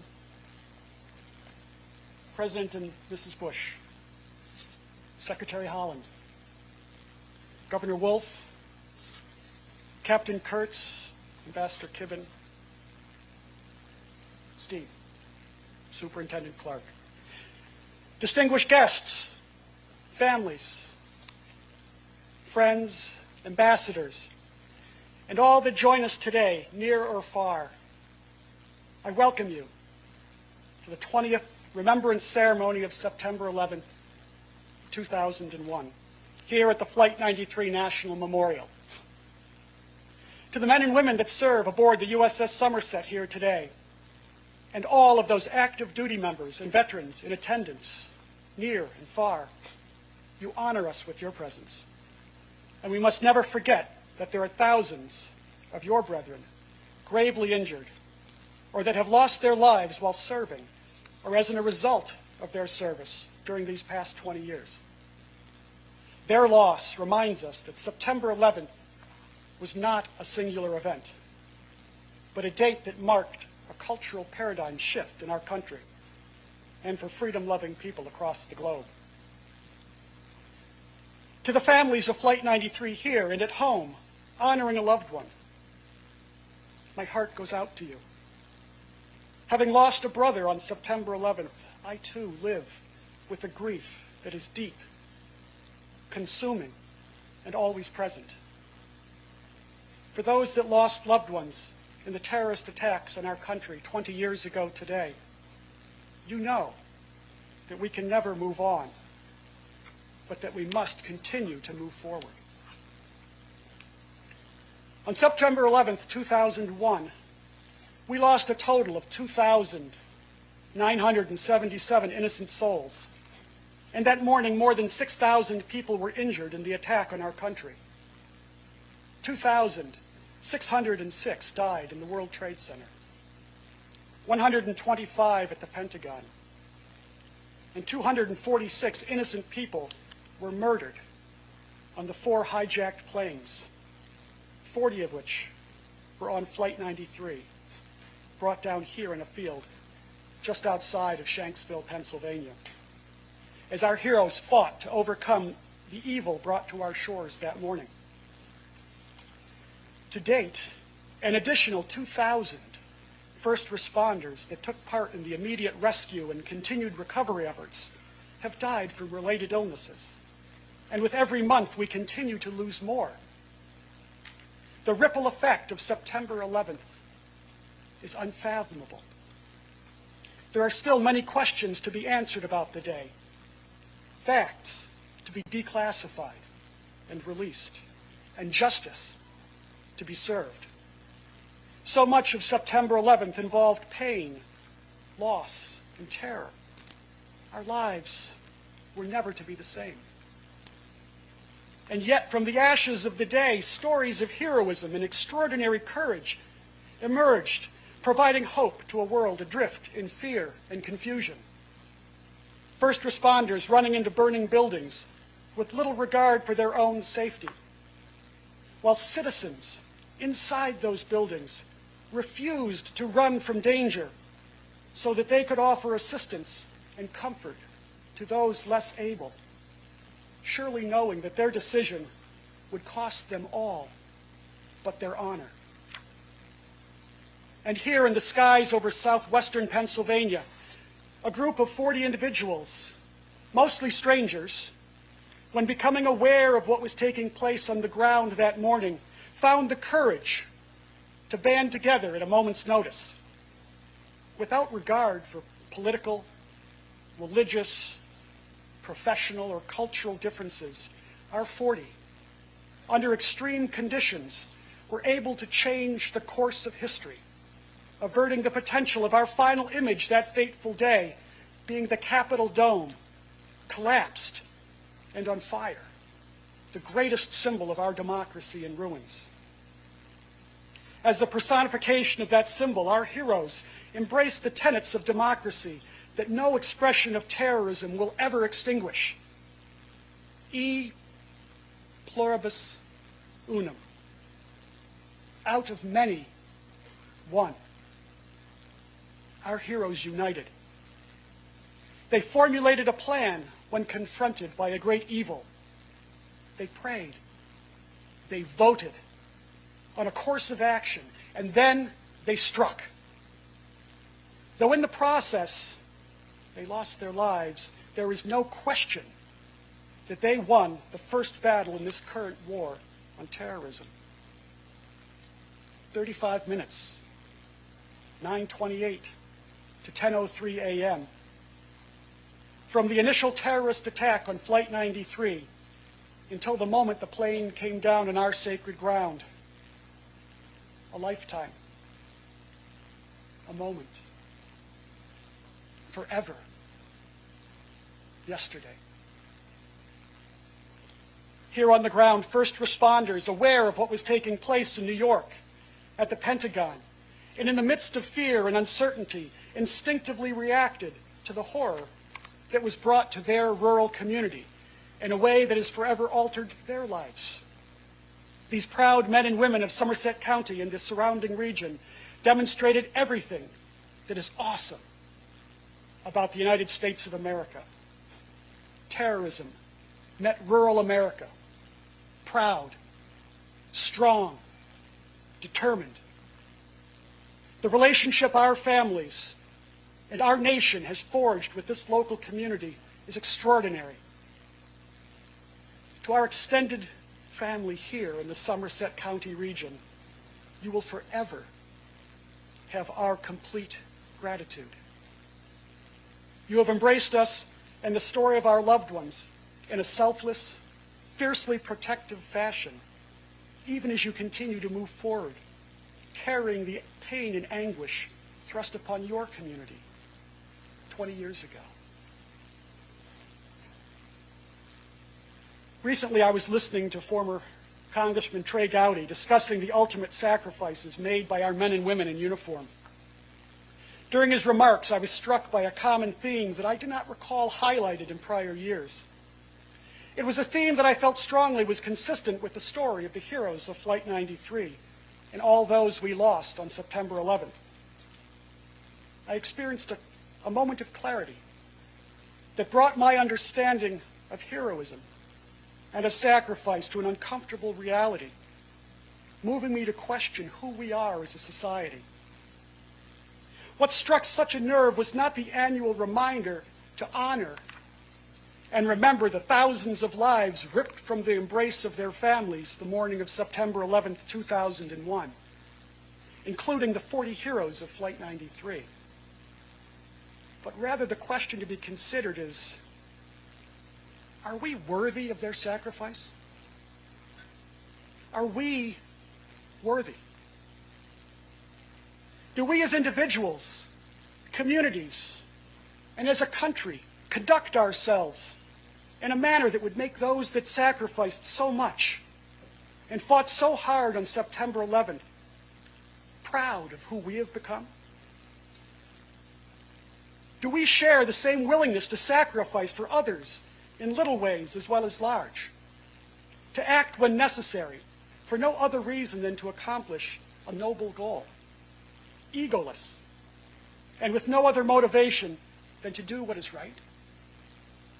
Do we cherish the hard-earned freedoms that we enjoyed, secured every generation by those willing to stand toe-to-toe with anyone or any country willing to steal them away?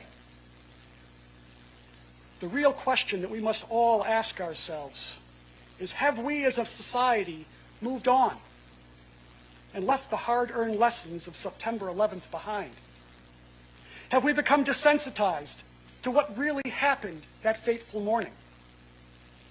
Have we diminished the courageous actions of these brave men and women, these heroes we honor today at the Flight 93 National Memorial, as well as those in New York City and at the Pentagon, by relegating their stories to the history books? As a country, we shouldn't seek to move on, but rather let us dedicate ourselves to moving forward, honoring and remembering the sacrifices made on September 11th, the lessons we learned, remembering the names, the individuals, and the collective actions of so many that day. Let us be worthy of the selfless sacrifices that were made. Let us remember who we became on September 12th. In the aftermath of September 11th, we saw beyond our differences so that in unity we could survive the devastation of the day. E pluribus unum. Out of many, we became one. That is the inspiration of September 11th. Whether it was in the air or on the ground that morning, heroism was revealed. History was made, and the course of our lives were changed forever. The path we follow is up to us. Let us strive to be worthy of those we lost that morning, our 40 heroes, our loved ones, and the thousands of other innocent lives extinguished that day and in the aftermath of September 11th. E pluribus unum. Thank you.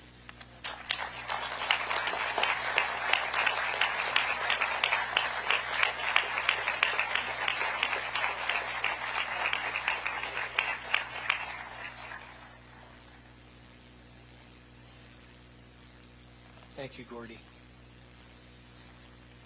An enduring moment in the days after September 11th occurred when President George W. Bush used a bullhorn to speak to firefighters at Ground Zero in New York.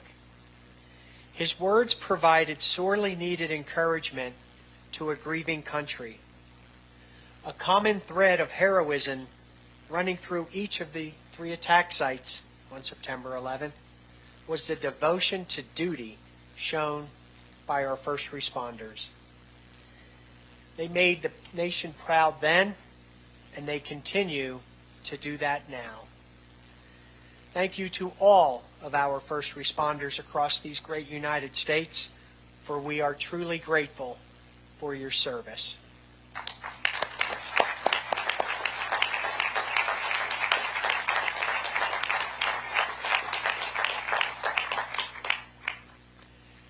I'm greatly honored now to present our next speaker, the 43rd President of the United States of America, George W. Bush.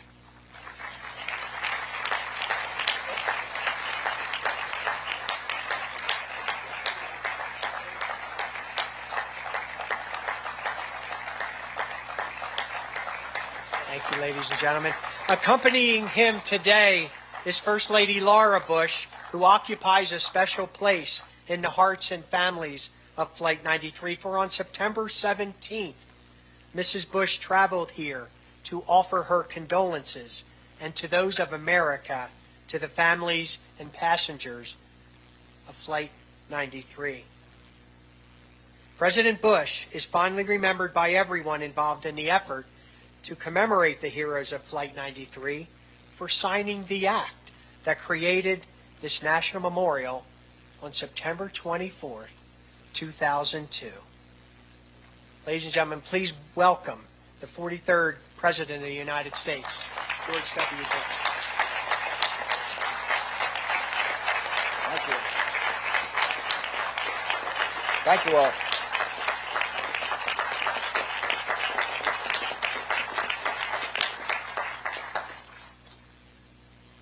Thank you very much. Laura and I are honored to be with you. Madam Vice President, Vice President Cheney, Governor Wolf, Secretary Holland, and distinguished guests. 20 years ago, we all found in different ways, in different places, but all at the same moment, that our lives would be changed forever. The world was loud with carnage and sirens, and then quiet with missing voices that would never be heard again. These lives remain precious to our country and infinitely precious to many of you. Today we remember your loss, we share your sorrow, and we honor the men and women you have loved so long and so well. For those too young to recall that clear September day, it is hard to describe the mix of feelings we experienced. There was horror at the scale of destruction, and awe at the bravery and kindness that rose to meet it. There was shock at the audacity of evil, and gratitude for the heroism and decency that opposed it. In the sacrifice of the first responders, in the mutual aid of strangers, in the solidarity of grief and grace, the actions of an enemy revealed the spirit of a people, and we were proud of our wounded nation.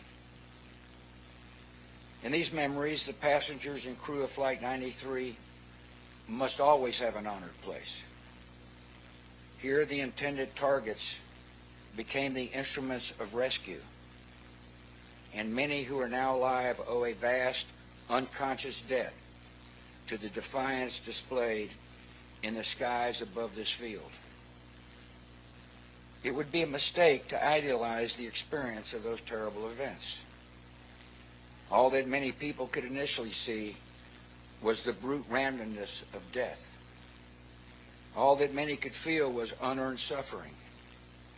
All that many could hear was God's terrible silence. There are many who still struggle with a lonely pain that cuts deep within.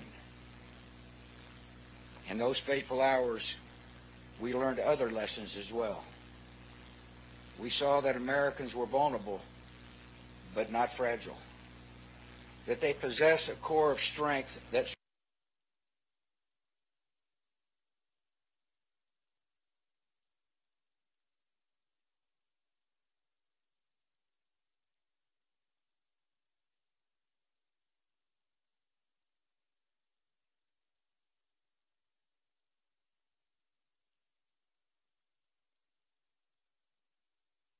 America.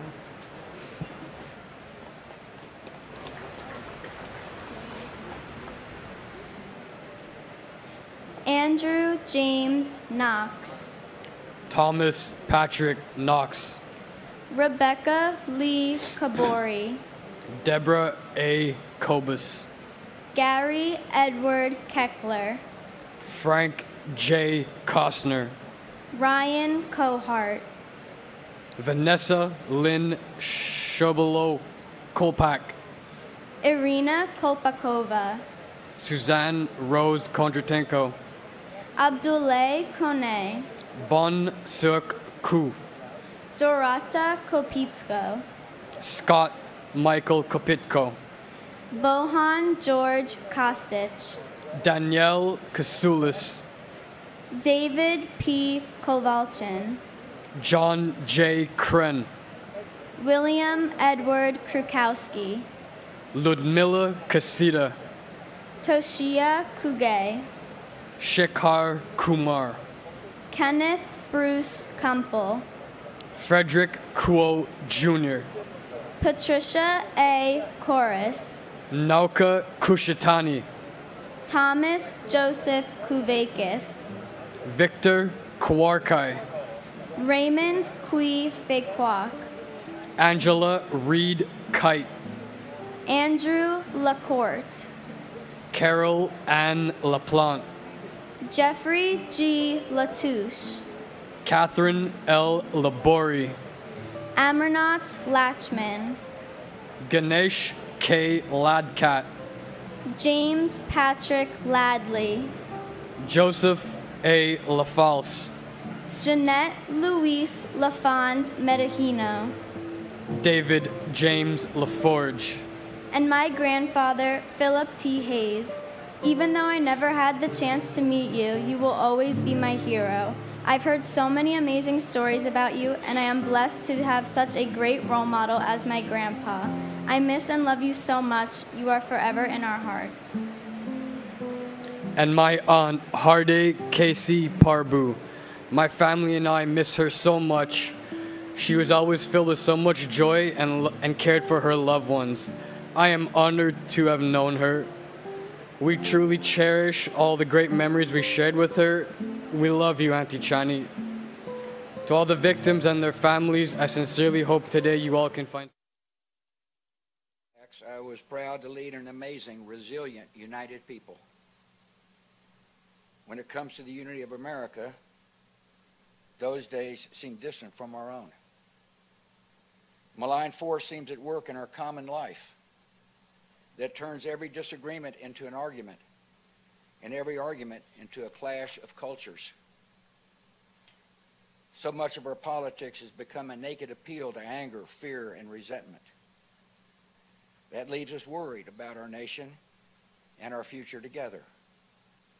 I come without explanations or solutions. I can only tell you what I've seen.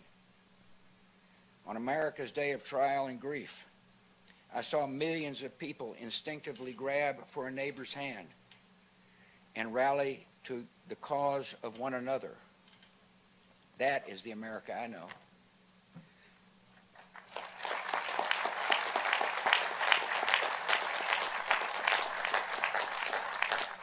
At a time when religious bigotry might have flowed freely, I saw Americans reject prejudice and embrace people of Muslim faith. That is the nation I know.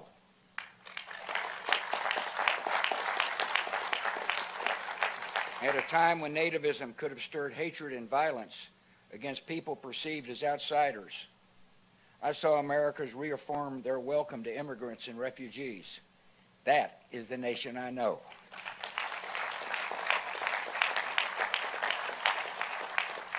At a time when some viewed the rising generation as individualistic and decadent, I saw young people embrace an ethic of service and rise to selfless action.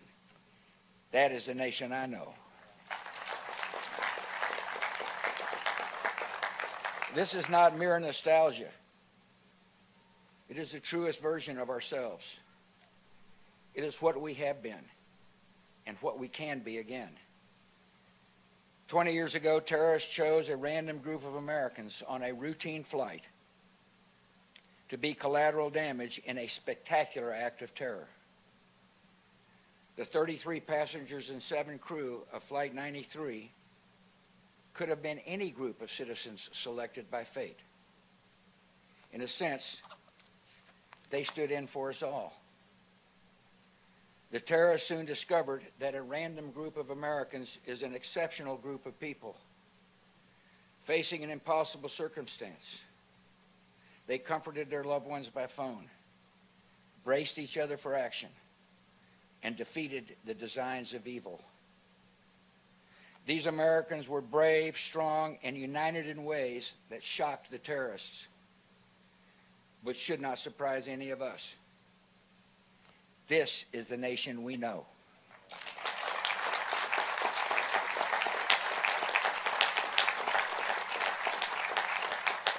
And whenever we need hope and inspiration, we can look to the skies and remember. God bless.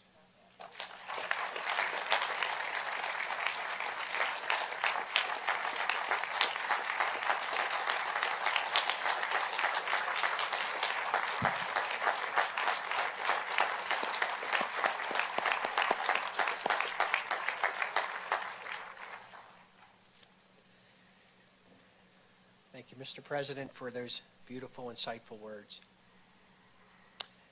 You know, President Bush and Mrs. Bush have visited here several times, and we are delighted, of course, to have them with us here today, now that the memorial has been completed. The design for this memorial, which so beautifully frames this site, is the work of Paul Murdoch Architects. A deeply felt thank you to Paul and Melina Murdoch, who are with us here today, and to their entire team for envisioning the memorial that has literally sculpted the landscape in an unforgettable manner, and which will be visited by millions of people for generations to come. Once again, thank you to Paul and Melina and your entire team.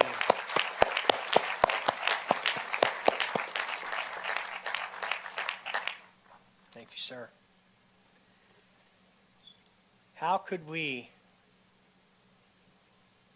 not embrace, to my left, the incredible men and women of the President's own United States Marine Band?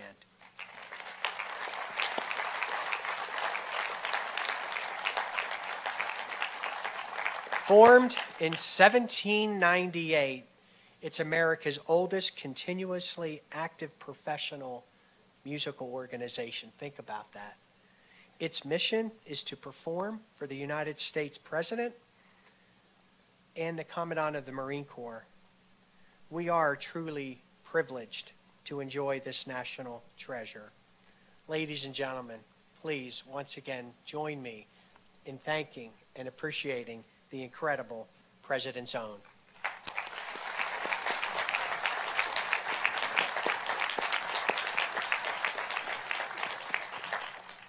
Thank you, Colonel.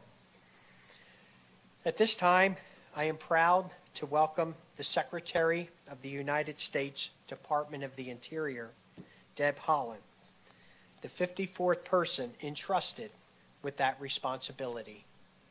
She leads a department which employs more than 70,000 people, whose mission it is to protect and manage this country's natural resources, as well as our beautiful and absolutely powerful cultural heritage. Would you all please join me in welcoming Secretary Deb Haaland.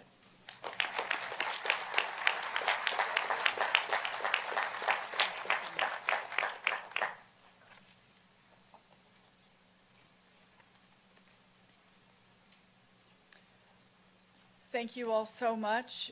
President Bush, thank you for your inspiring words. Madam Vice President, very honored to be here with you.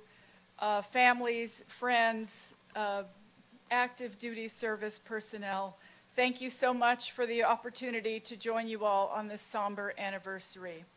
20 years ago, I was waking up to get my first grader ready for school and was stunned by the news on the radio.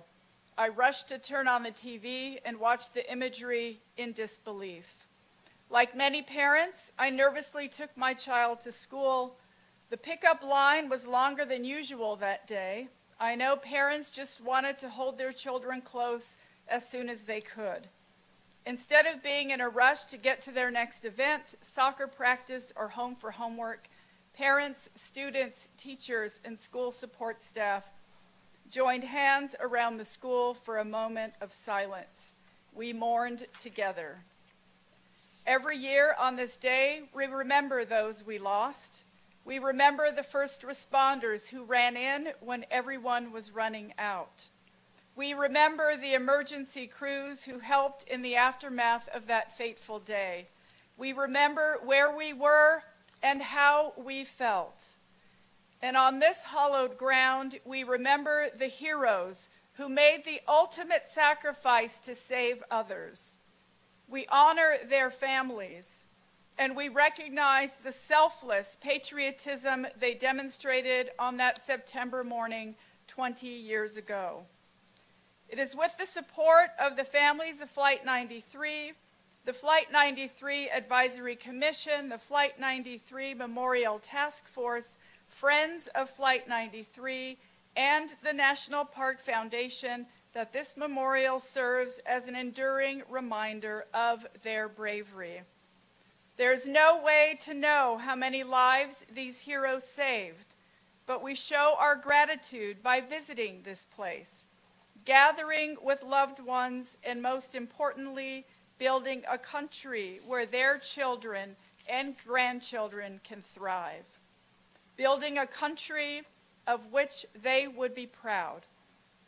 We at the Interior Department will live up to that sacred responsibility by being good stewards of this memorial for generations to come. I appreciate everyone who works so hard every day, including our National Park Service employees and the volunteers, to care for this land, to honor it for those who were lost, so that we may never forget their sacrifice. My child is grown now. Many like them have little, if any, memory of that day when our nation came together in grief. But thanks to this memorial, they and other children will know the story of what happened here. A set of brave individuals who made the ultimate sacrifice for our country. Their story will live on. To continue our remembrance, it is my honor and privilege to introduce our esteemed Vice President, Kamala Harris.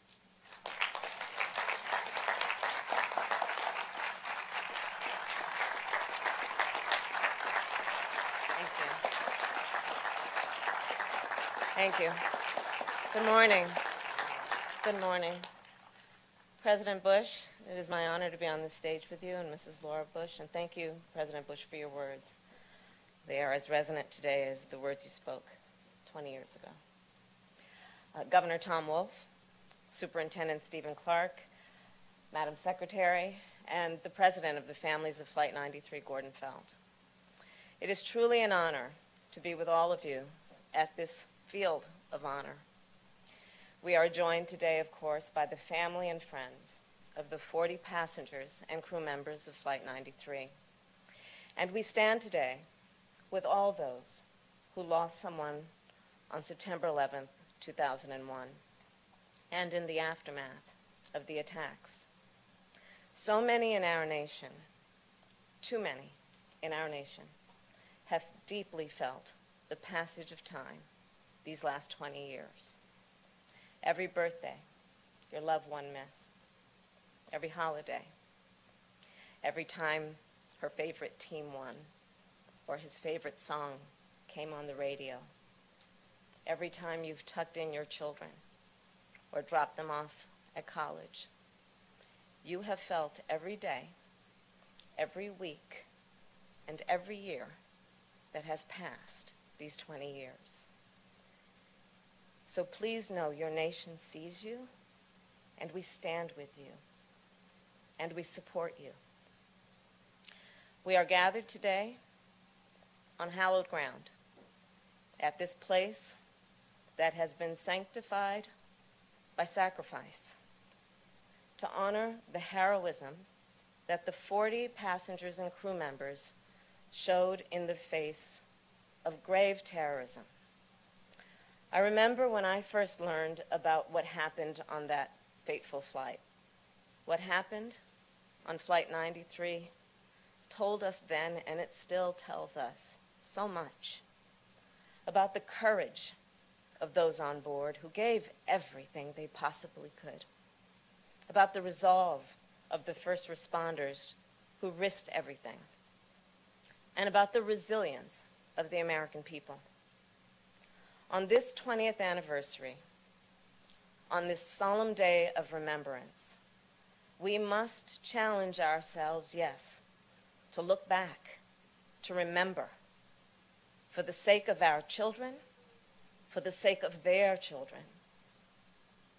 And for that reason, we must also look forward. We must also look toward the future. Because in the end, I do believe that is what the 40 were fighting for. Their future and ours. On the days that followed, September 11th, 2001, we were all reminded that unity is possible in America. We were reminded also that unity is imperative in America. It is essential to our shared prosperity, to our national security, and to our standing in the world. And by unity, I don't mean uniformity. We had differences of opinion in 2001, as we do in 2021. And I believe that in America, our diversity is our strength. At the same time, we saw after 9/11 how fear can be used to sow division in our nation. As Sikh and Muslim Americans were targeted because of how they looked or how they worshiped. But we also saw what happens when so many Americans, in the spirit of our nation, stand in solidarity with all people and their fellow American, with those who experience violence and discrimination, when we stand together.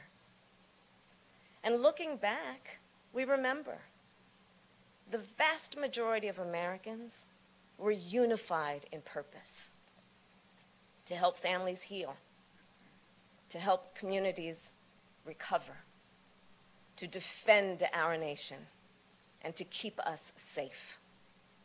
In a time of outright terror, we turned toward each other. In the face of a stranger, we saw a neighbor and a friend. That time reminded us the significance and the strength of our unity as Americans, and that it is possible in America. So, moments from now, we will leave this hallowed place, still carrying with us the pain of this loss, this tremendous loss, and still, the future will continue to unfold. We will face new challenges, challenges that we could not have seen 20 years ago. We will seize opportunities that were at one time unimaginable. And we know that what lies ahead is not certain. It is never certain. It has never been. But I know this.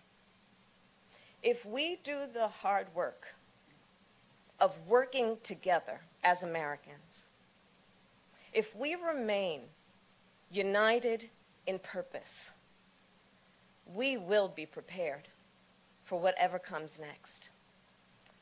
The 40 passengers and crew members of Flight 93, as we all know, they didn't know each other. Most of them didn't know each other. They were different people from different places.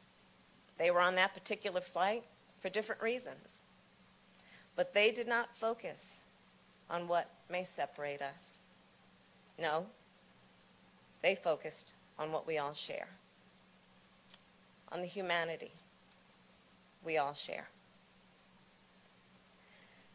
In a matter of minutes, in the most dire of circumstances, the 40 responded as one. They fought for their own lives and to save the lives of countless others at our nation's capital.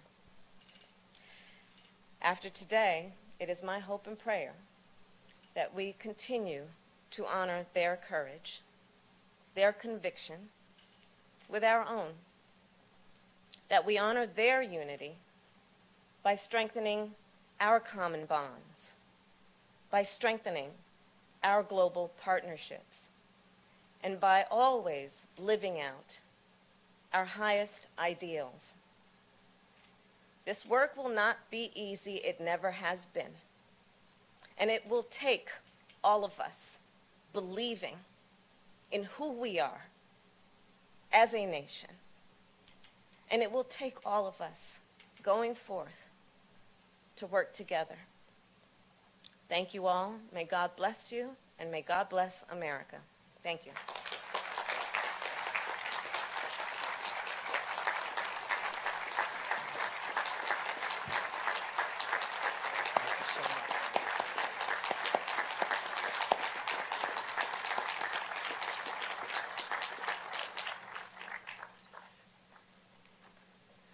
Thank you again, Madam Vice President. Beautiful words. Before this national memorial was created, local residents, calling themselves ambassadors, took responsibility to watch over this hallowed ground and welcome visitors from near and far. Next year in January, we will mark the 20th anniversary, of that group. I would like to thank everyone who has given their time as a Flight 93 ambassador over the years, as you are, in many ways, the heart and soul of this very special place. Thank you all.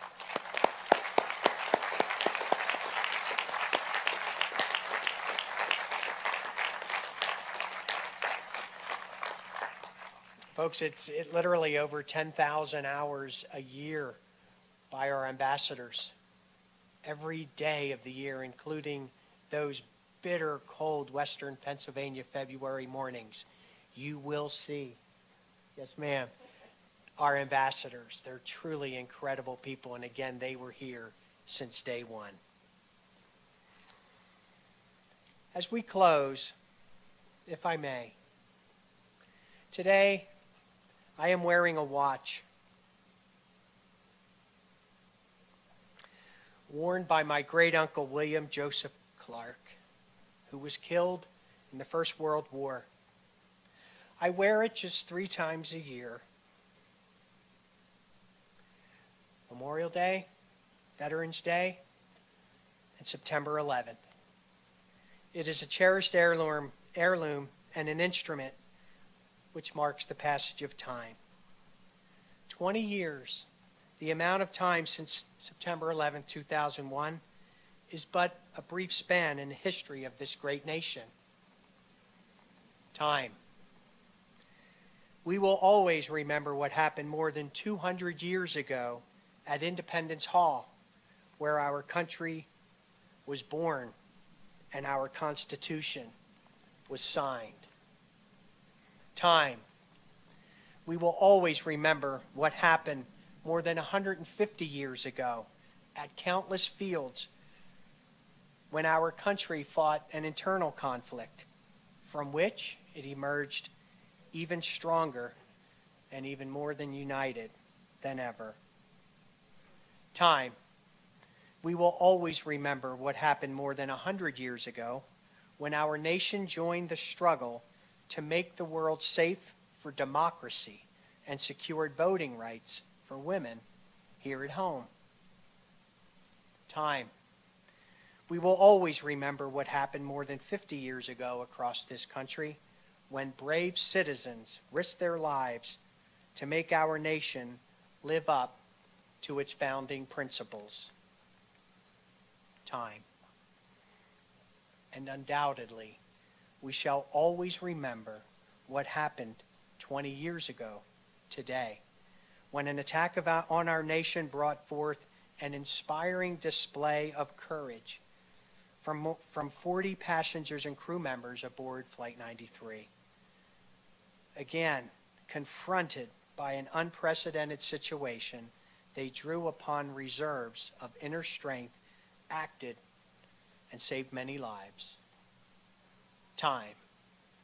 As the years go by, the passage of time will only strengthen the importance of their story and this place in the history of our nation. Let us never forget what they did here. Let us always remember the lives lost that day in New York, at the Pentagon, and here in this field of honor. Among the more than 400 sites cared for by the National Park Service are many of our sacred historic places. This hallowed ground next to us, the resting place of the 40 heroes of Flight 93. Ladies and gentlemen, your loved ones is such a place. It too is one of the most important sites in our country, a place where brave men and women made history and shaped the future. When the events of September 11th have passed from living memory, this memorial, created through the tireless efforts of so many, will allow future generations to remember the inspiring story of Flight 93. Once again, ladies and gentlemen, we truly are grateful to all of you for making and taking time on this special, special day to join us in remembering and honoring the 40 heroes whose names are inscribed on that wall. To those around the world, to everyone with us here today, and our cherished, cherished family members, thank you all so very, very much. Thank you.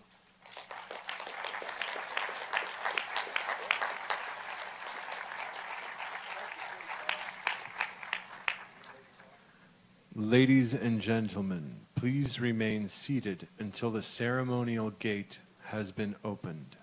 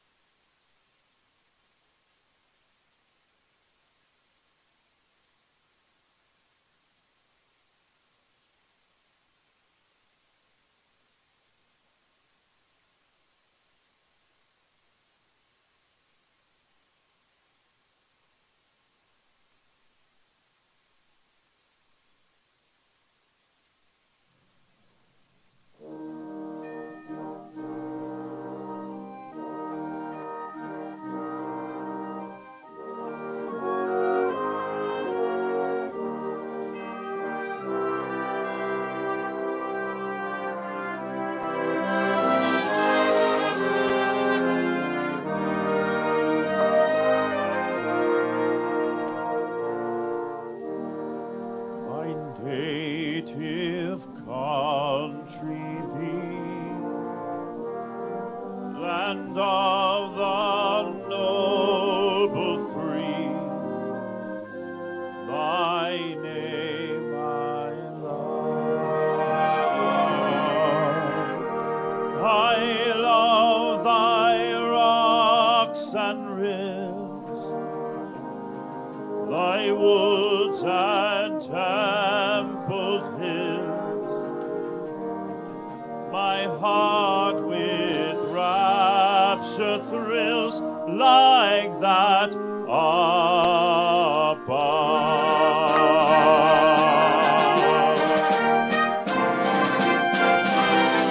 My country, 'tis of thee, sweet land of liberty, of thee I see. Land where my fathers died, land of the Pilgrim's Pride, from every mountain side. Let freedom ring, let freedom ring.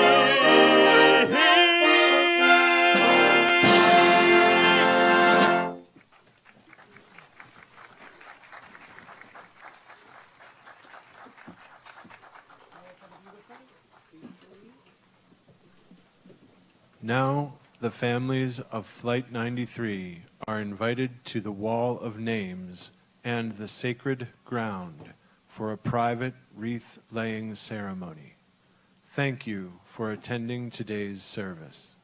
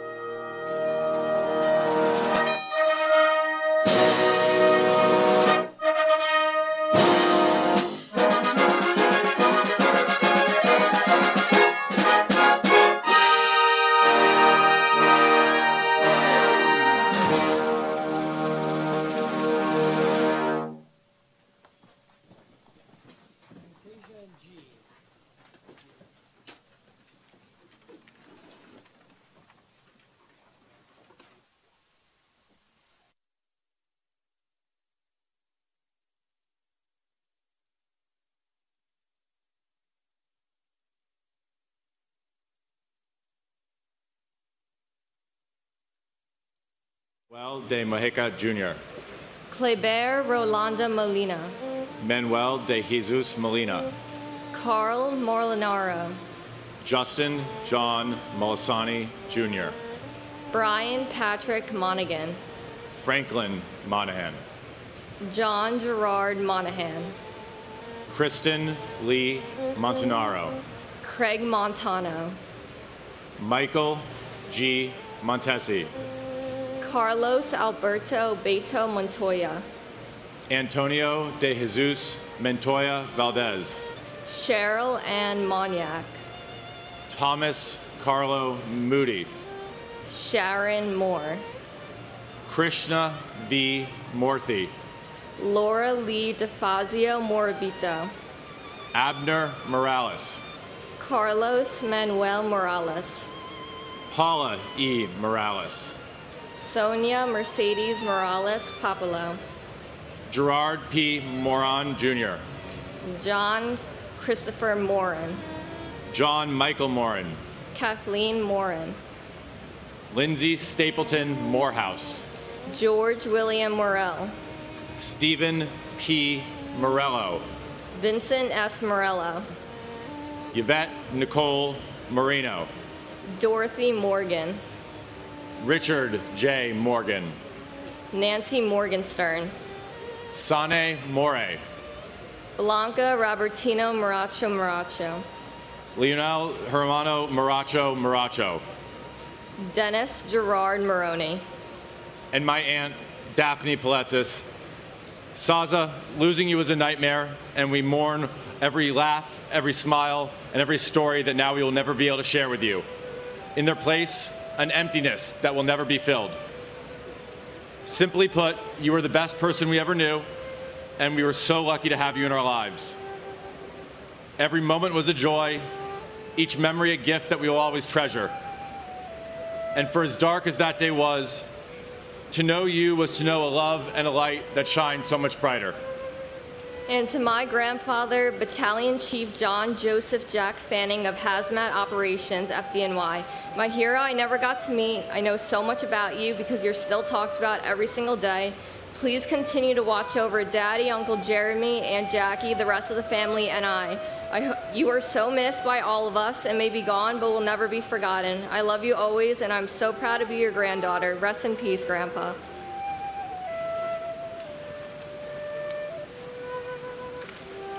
Lynn Irene Morris. Odessa V. Morris. Seth Allen Morris.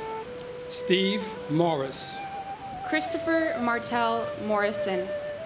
Ferdinand V. Marone. William David Moskal. Brian A. Moss. Marco Matroni. Cynthia Motis Wilson. Yuri A. Muchinsky. Jude Joseph Musa. Peter Mudis. Damian O'Neill Mowat. Teddington H. Moy. Christopher Michael Mozillo. Stephen Vincent Muldery. Richard T. Modanley Jr. Michael D. Mullen. Dennis Michael Mulligan. Peter James Mulligan. Michael Joseph Mullen.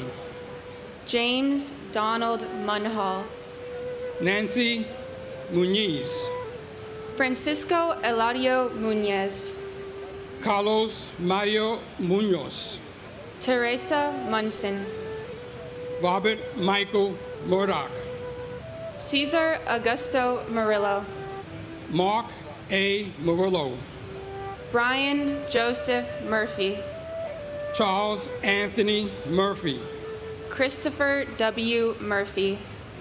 Edward Charles Murphy. James F. Murphy IV. James Thomas Murphy. Kevin James Murphy. Patrick Jude Murphy. Patrick Sean Murphy. Raymond E. Murphy. And my grandfather, James Anthony Trentini, and my grandmother, Mary Barbara Trentini, We miss you and love you so much. We wish we had more time with you, and I know you're looking over us every day. We love you. And my brother, Manuel Gomez Jr., Manny as he was known, to family and friends, loved piloting his airline, his plane, riding his motorcycles, scuba diving, and loved being in field service with his friends. He was a adventurous, loving, and a God-fearing man. We all miss Manny, remember him, especially Mom, who's watching today from Puerto Rico, his two nephews, Stephen and Michael. But most importantly, he's remembered by Jehovah God, as are all the victims. And we have faith in the promise he has and mentioned in the book of John, chapter 5, verse 28 and 29. Hasta la resurrección, mi hermano.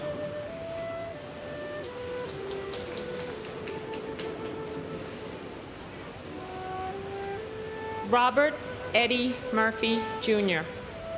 John Joseph Murray. John Joseph Murray. Susan D. Murray. Valerie Victoria Murray. Richard Todd Myrie. Louis J. Nackey II. Robert B. Nagel. Mildred Rose Naiman. Takuya Nakamura.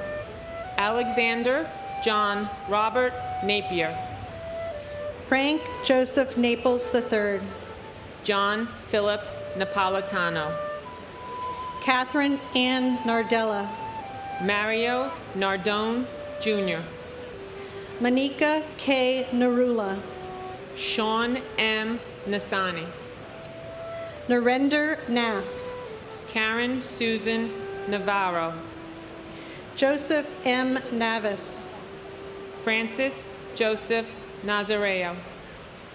Glenroy I. Neblett. Raymond Marcus Neblett. Jerome O. Ned. Lawrence F. Nadell. Luke G. Nee. Pete Negron.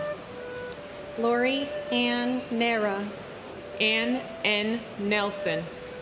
David William Nelson. Ginger Risco Nelson. James A. Nelson. Michelle Ann Nelson. Peter Allen Nelson. Oscar Francis Nesbitt. Gerard Terrence Nevins. Renee Taltrop Newell. Christopher C. Newton. Christopher Newton Carter. Nancy Ewan Nago. And my younger brother, Michael Cameron Lynch. He was a wonderful son, brother, husband, and father. We miss him every day. I know you must be so proud, as I am, of your beautiful daughter, Caroline, your wonderful nephew, Paul, and your niece, Cassidy, who's a sergeant in the Army. We love you, Morty. You're always in our hearts. God bless America. And my beloved husband, Derek James Statkavicus. Tyler Chase and I miss you and love you very much.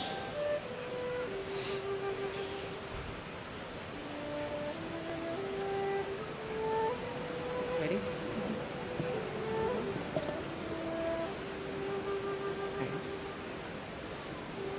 Kong Neguk Nigoyen. Jody Tapedino Nichilo. Kathleen Ann Nicosia. Martin Stewart Niederer. Alphonse Joseph Niedermeyer. Frank John Niestat Jr. Gloria Nieves. Juan Nieves Jr. Troy Edward Nilsson. Paul Nimbley. John Valentine Niven.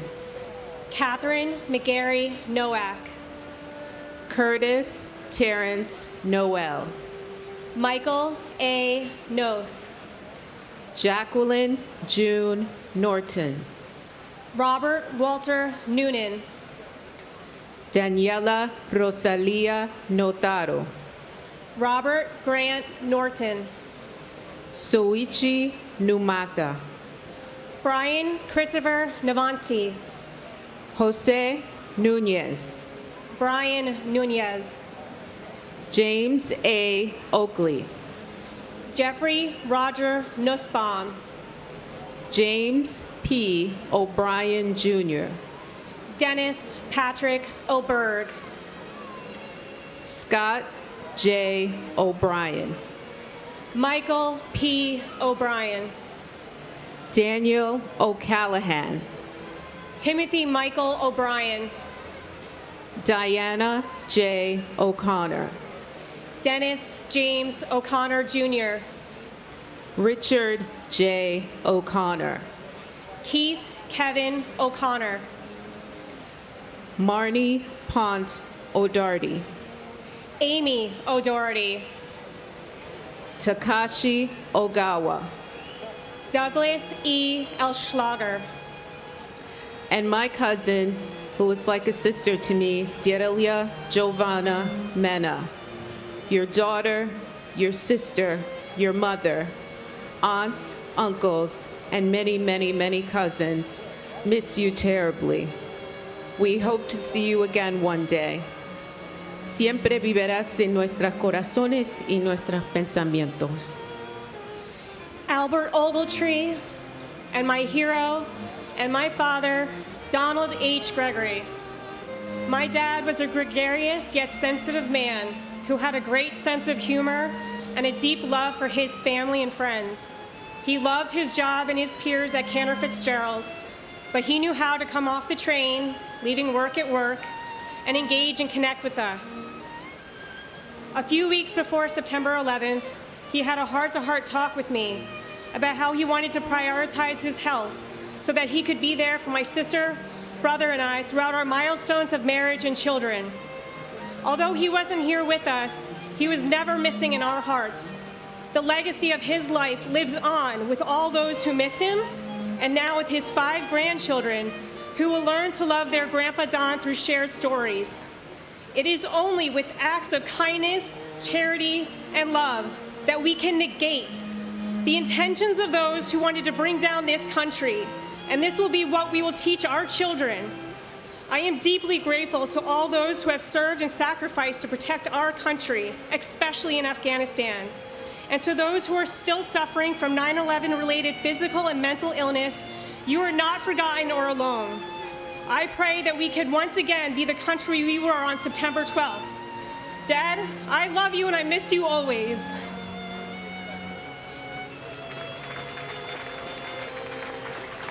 Philip Paul Onibene. John A. Oganoski. James Andrew O'Grady. Joseph J. Ogren. Thomas G. O'Hagan. Samuel Otis. Patrick J. O'Keefe.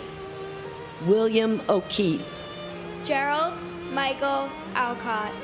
Gerard Thomas O'Leary. Christine Ann Olander. Linda Mary Oliva. Edward K. Oliver. Leah Elizabeth Oliver. Eric Todd Olson. Jeffrey James Olson. Barbara K. Olson. Maureen Lyons Olson. Stephen John Olson. Matthew Timothy O'Mahony. Toshihiro Anda. Seamus L. O'Neill. John P. O'Neill. Peter J. O'Neill, Jr. Sean Gordon Corbett O'Neill. Betty Ann Ong. Michael C. Opperman. Christopher T. Orgilowitz. Margaret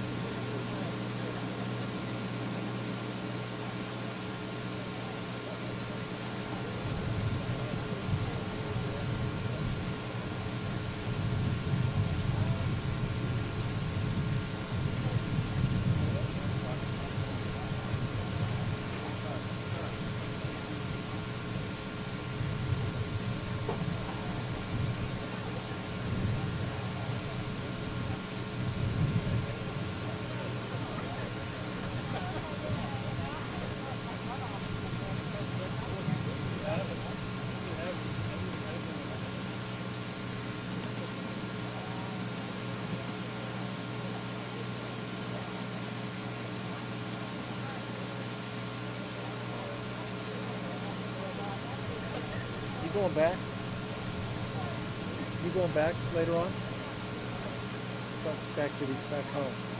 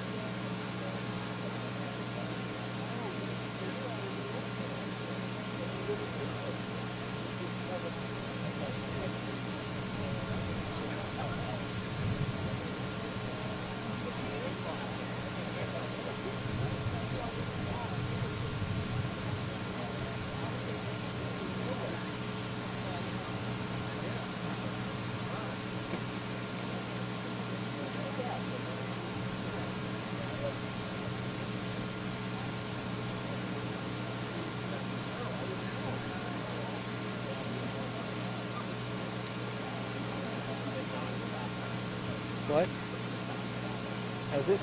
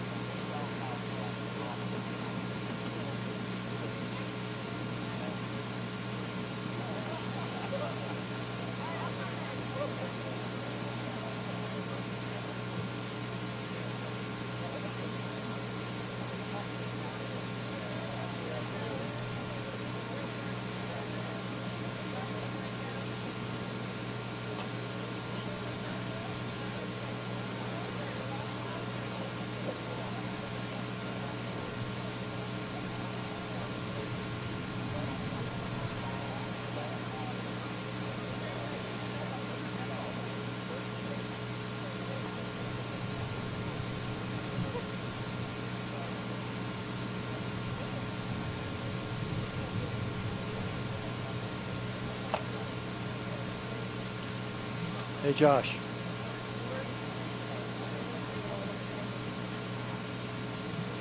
Josh.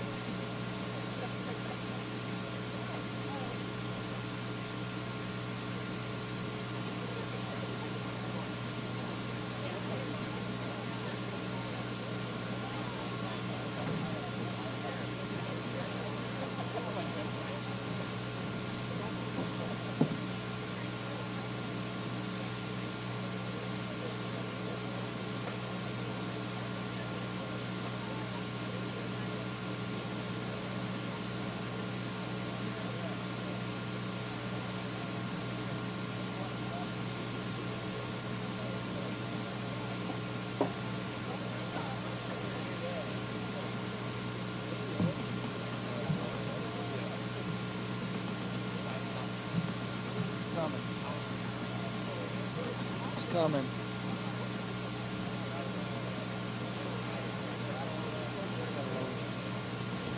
Come out of that curtain.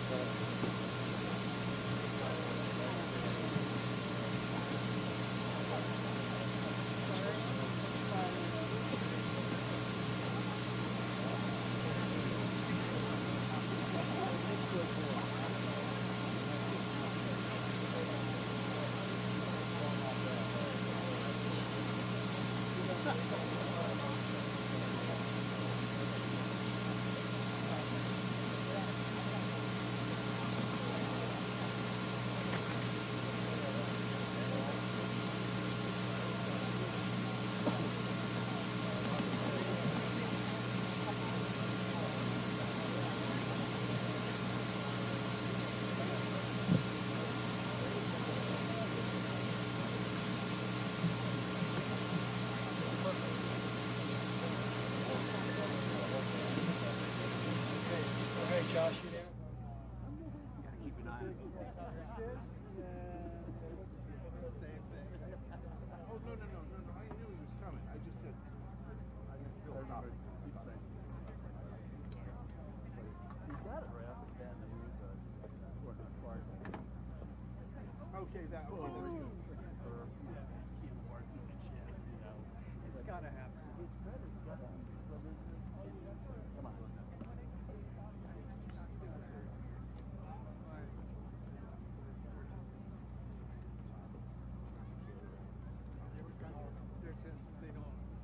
No, at that age. One person. It's just immediate gratification. Hey, George. Last thing I said. I don't know. No, yeah, we just walked.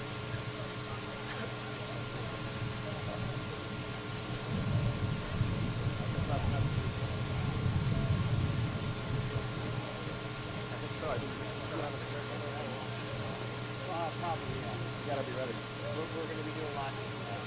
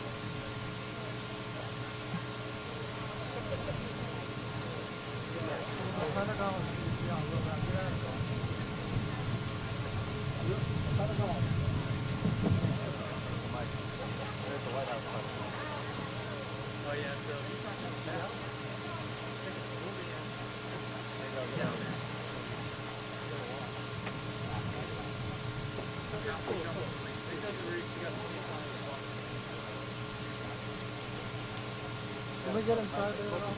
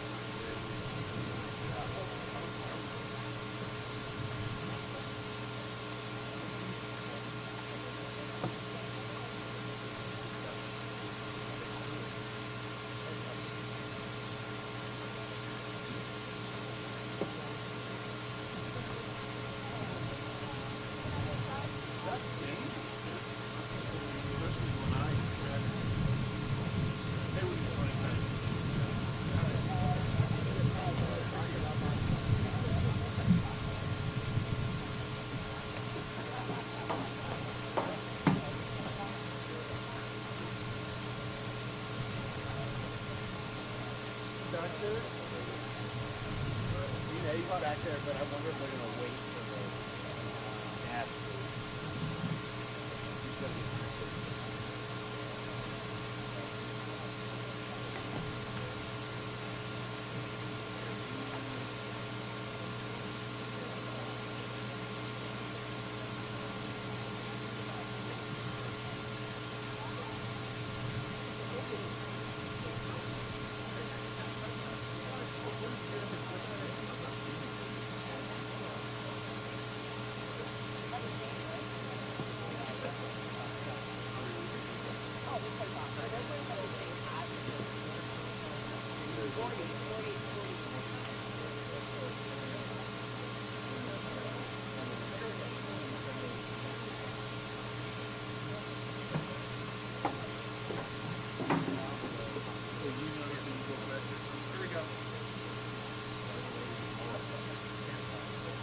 Saying that.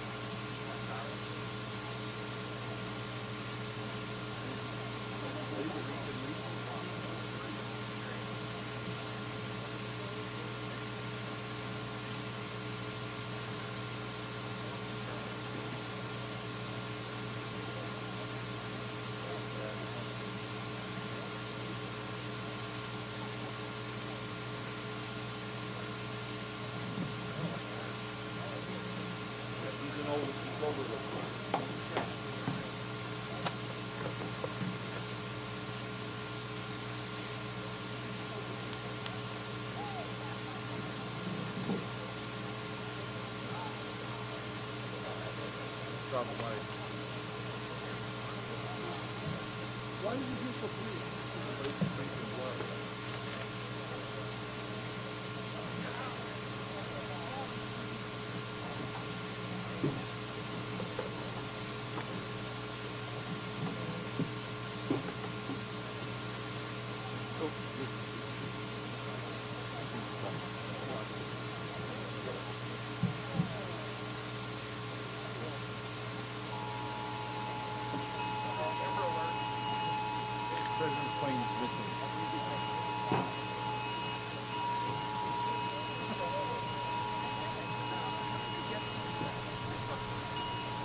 Oh, the opening of the park is delayed. You think?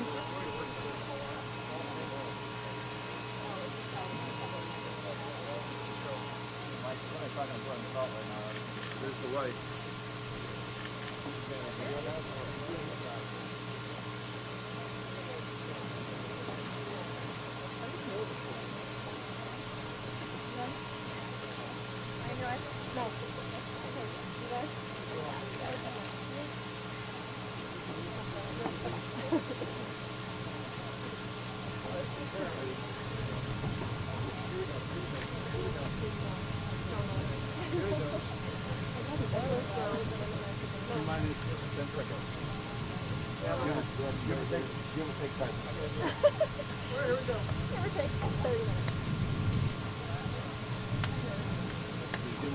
Right away, plus or minus half an hour. Hours off. Here we go. Yeah, I got the light. I can leave now, really.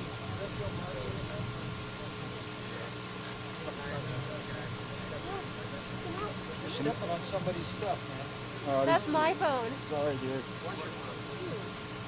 It's a step, I'm gonna throw it right there. Yes. Just everybody settle. Don't move anymore. Heads up. Oh, man. Be careful. Look. Not hitting your face. No, I did hit you in the face. You almost were giving my lens. There's a difference.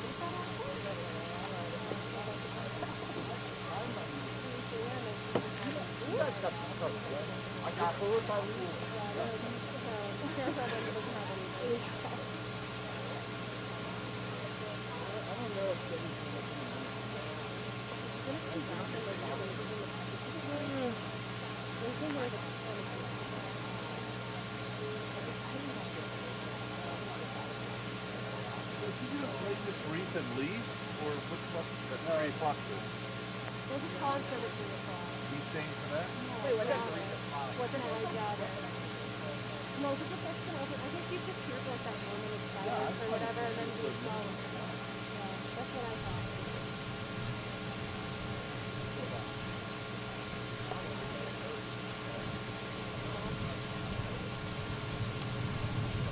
Good on with that.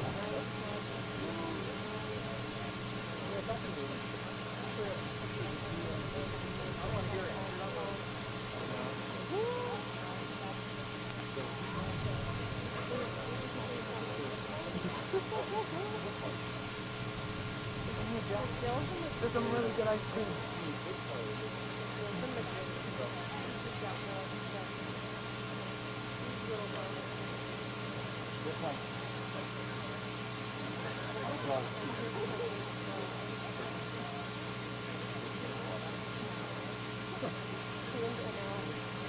I'm so glad I yelled at her.